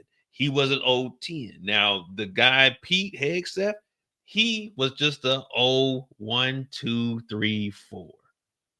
So we're downgrading from a 010, active duty 010, meaning he was in the field doing this shit his whole career to a guy that automatically gets major. So how it works is you got second lieutenant, first lieutenant, captain. All three of these ranks, they're automatically given. You automatically get promoted to those. Guess what? You automatically get promoted to major also. You got to meet the board when you become a lieutenant colonel, full bird, 1-star, 2-star, 3-star, 4-star. So just like how we have votes, it's basically, hey, what have you accomplished? Are you worthy enough to put on this higher rank? Now, if we break it down another step, active duty 4-star, reserve 04, meaning he just had a degree. He was a fucking guy that went on the weekend. No disrespect to my weekend warriors, because a lot of them put in the work. But in order to run the whole Department of Defense, a major compared to all these retired generals, 1-stars, 2, 3, 4, this major doesn't know a motherfucking thing about running shit. He was a reservist. Like I say, no disrespect to reservists, but you ain't doing this shit for 20 plus years. In order to get to a 010, a 4-star general, you got to put in at least 25 years. You done seen the real deal shit. That's just the difference between these two. That's just a quick little breakdown of that.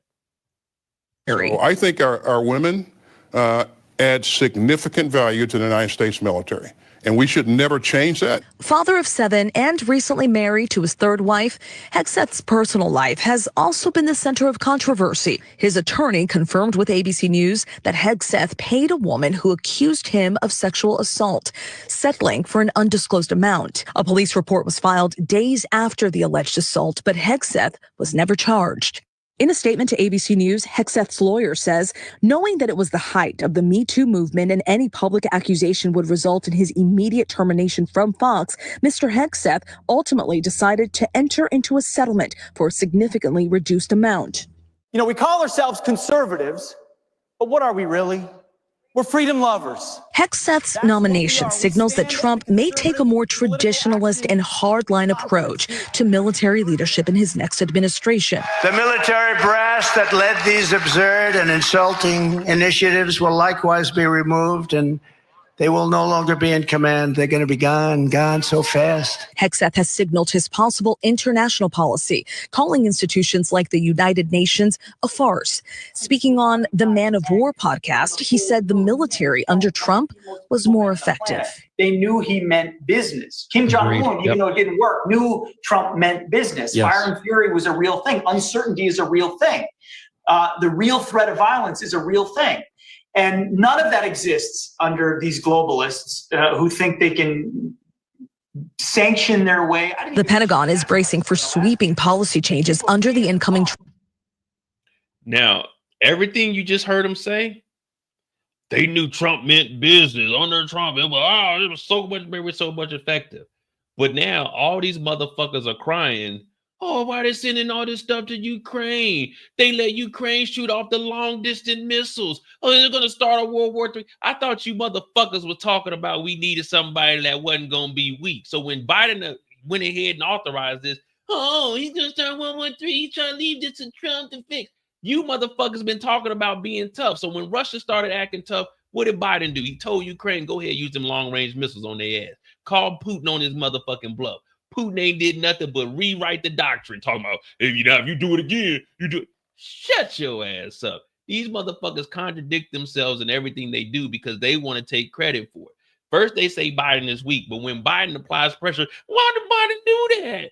Why are you sending that money over there to Ukraine? Because we motherfucking got to. The same reason Trump sent money to goddamn Ukraine. The same reason Trump sent them RPGs to Ukraine. The Budapest Memorandum states we got to do this. But this motherfucking weak ass, bitch ass major don't know a motherfucking thing about what he talking about. And that's why his ass about to go down for this shit. We need to be strong, man. Up under Trump, it was serious. But now we applying pressure to Russia via Ukraine because guess what? We don't have that many soldiers to go fight a war. It's cheaper to send money to a war than it is to fight a war. It costs $1 million a year per soldier per war. That was in 2003 in Afghanistan. So it's probably about $1.5 million per year now with inflation. But guess what? He wouldn't know anything about that because while we were in the military doing our jobs, he was out here R-wording motherfuckers. So this is who he's trying to get in his cabinet. Remember, we got to be tough. Now we tough. Why did he do that? These are the people that Donnie is trying to bring in here. This is some wild shit. But guess what? You white, I can't remember. Is it white or is it right? I can't remember which one it was. This is what the fuck y'all voted for. And he's going to be the one. Well, he was going to be one because he, just like Gates, he's going to have to step down. He was going to be the one to tell the troops to go get those immigrants. Man, it's crazy out here. Trump administration, including a review board who will have the power to remove top brass, undoing DEI accommodations and training within the military. While some may raise questions about whether Hegseth has the experience to lead such a large organization, he does know what it's like to be in the military theater. Pete Hegseth is a combat veteran. So he served in Iraq, he served in Afghanistan, he has 2 Bronze Stars, and that's significant because not everybody making significant policy decisions in Washington has that experience. Let me tell you guys something. This is real quick. This is just how the military works. He got 2 Bronze Stars as a major. He was in Iraq and Afghanistan. Let me tell you something. As an officer, unless you did some heroic shit, if you survive and come back from a deployment as an officer, right hand to the Lord above, if you were an officer and you survived, now I'm not discrediting anybody, you're getting a medal, you're getting an award if you're an officer and you come back from a deployment. No ifs, ands, buts about it. Every officer gets awards when they come back from deployments. Enlisted, we don't because there's so many of us. So all he had to do is be in charge of somebody. One good enlisted member does something that goes up to him. He gets all that credit. So when they say he got 2 Bronze Stars, I'm going to pull up what Lloyd Austin, the 4-star general, had because he was in both of them. But he was actually running shit as a 1, 2, 3, and a 4-star. Not just some major that was doing this shit on the motherfucking weekend. But let's continue on here. But his views, particularly on diversity and inclusion, are considered by some to be dangerous and will likely lead to debates during his confirmation on Capitol Hill and beyond. The last thing we need to do is be turning off any able-bodied American who wants to raise their hand and volunteer to serve in uniform, as long as we want to continue to fight our wars with all volunteers. It is not just a people issue at that point, it's a national security issue. We had no idea what we were getting ourselves into. Big changes possible. All right, so that's that. Here goes Mr. Lloyd Austin. Lloyd Austin's he was in the military in 1975, his 41-year career. He did 41 years. So we're going from a 4-star general that did 41 years in the Army. Because, you know, once you become a general, it's really like no age limit for real. You can really just hang around, but you still got to get your ass out there in that field. Now, the highest I met was a 3-star, and he was the Surgeon General of the Air Force. Well, I ain't gonna lie, man. They hold me. They hold me. I ain't gonna lie to you. He came over. I don't know. Trill was there. So the Surgeon General of the Air Force came to Spangdahlem. And when they do that, you got to put on the show. It's show and pony. A horse and pony show. I was at the clinic and I was standing at parade rest. So he came through the door and it was the Chief Master Sergeant of the Air Force. They came through. I was holding the door for him and his wife. He shook my hand, said, "Hey, nice to meet you, boy." And he went on about his business. But, "Nice to meet you, sir." So the highest I actually personally met was a 3-star. I knew a 1-star general though. Colonel Flowers, General Flowers. I apologize. His father is the longest African American in DOD. I think his father was a 2-star general, and he's a 1-star general now. That was my favorite guy right there. But so he got into 75, retired in 2016. Trill, do you remember when the Surgeon General, the 3-star, came to Spangdahlem and they had me in the clinic? I was upstairs holding the door. He came through. "Nice to meet you, sir." "Nice to meet you, ma'am." I was in there shaking hands. You're lucky they had no baby. I'd have been in there shaking hands and kissing babies. Yeah, General Flowers, man, he a 1-star, man. I got his email too. He told me I could hit him up. I don't know if he gonna remember me or not. I just remember we were playing football and we were losing, and I was like, "You motherfucker suck." He's like, "Hey, more, calm down. I know," because he used to play D2 basketball. He actually won a championship too, man. Coolest general I ever knew, man. But anyway, let's get back to this Pete guy. So what Pete is talking about also, remember, Pete said we need America's white boys and daughters. Well, guess what else Pete's been trying to do? This is 2 days ago.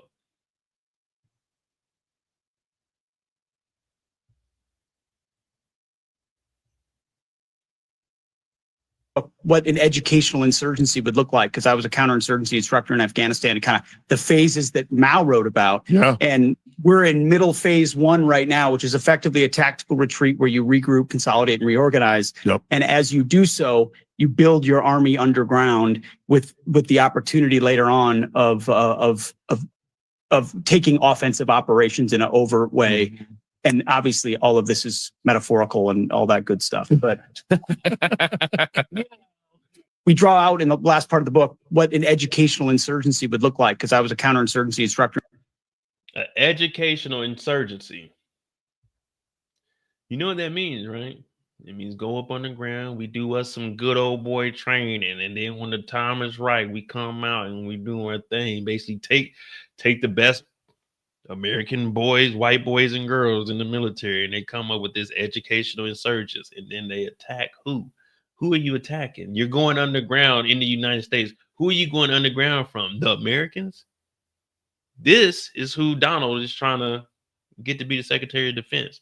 This is who's going to be making the decisions on where we attack. Now, of course, he wouldn't have the nuclear codes or anything. That's going to be with Donald. The football will be with Donald. Nuclear football, that's where they keep like the coldest shit you carried around with them. You know what I'm saying? I was around one nuclear. Well, let me not say that. I was around a football before. Just put it like that. I was around a football before. But this is who he's trying to put in. Now,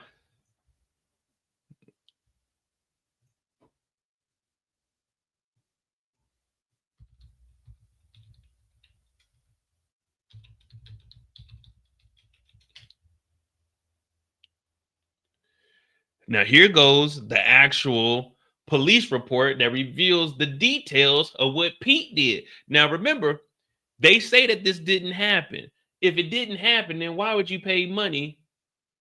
Oh, yeah, that's right. It's hush money. Oh, that's right. So let's go ahead and see what they got to say about the police report about Pete Hegseth.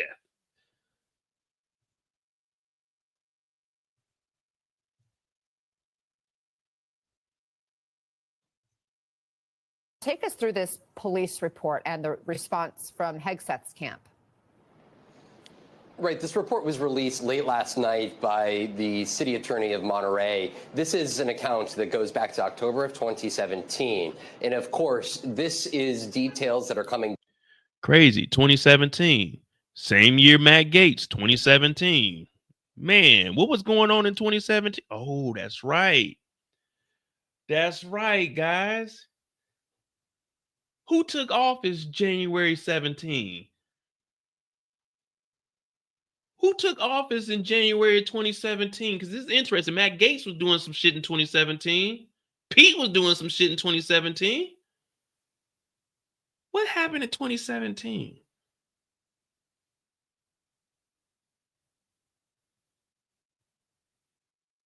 I'm trying to think. My memory is kind of shot. 2017. What happened in 2017?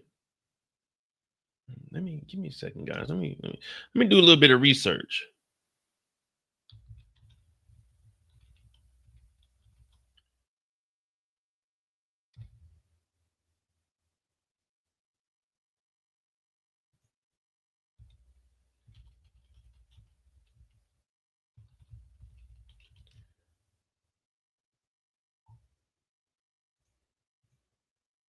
Oh, that's right.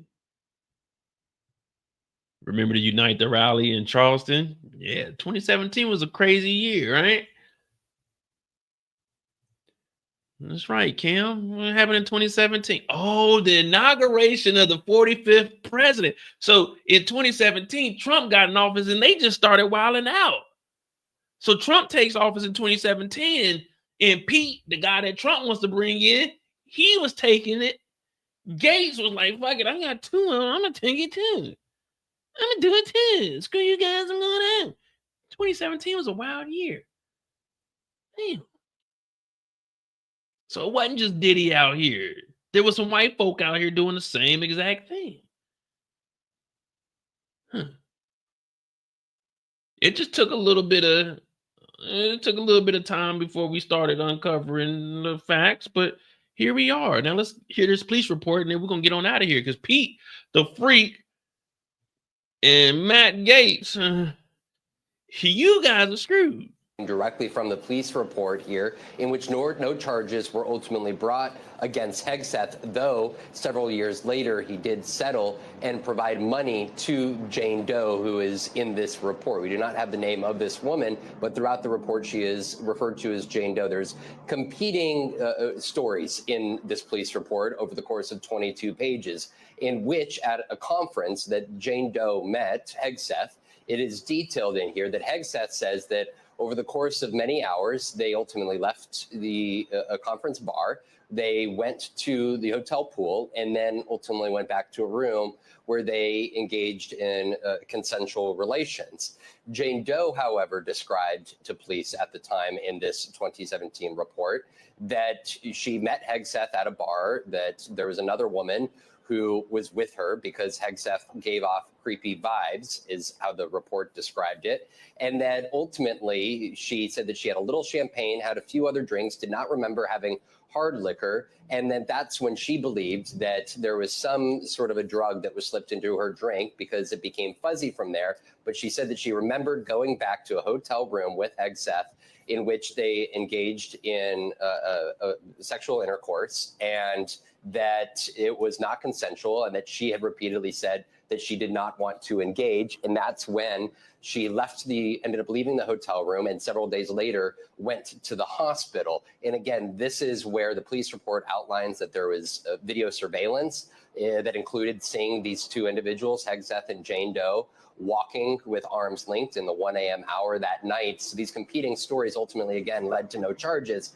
But if you look at the statement from Hegseth's attorney, and all of this is so relevant with Hegseth literally on Capitol Hill here as we speak, Tim Parlatore, attorney for Hegseth, writing, "This is a situation where a consensual encounter occurred. And unfortunately, the woman had to come up with a lie to explain why the woman had not come back to her husband's room that night. It wasn't reported until days later, until there was pressure from her husband. It was fully investigated by police, and video surveillance, as well as multiple eyewitnesses' statements, show that she was the aggressor." The transition team here for Donald Trump has stood by Hegseth, saying that they believe his account of what took place. This is all here coming at a moment in which Hegseth is defiant through his attorney, but also himself, that he is completely innocent. And up on Capitol Hill now, this is ultimately who he is going to have to make the case to, these particularly Republican senators, if he wants to get confirmed.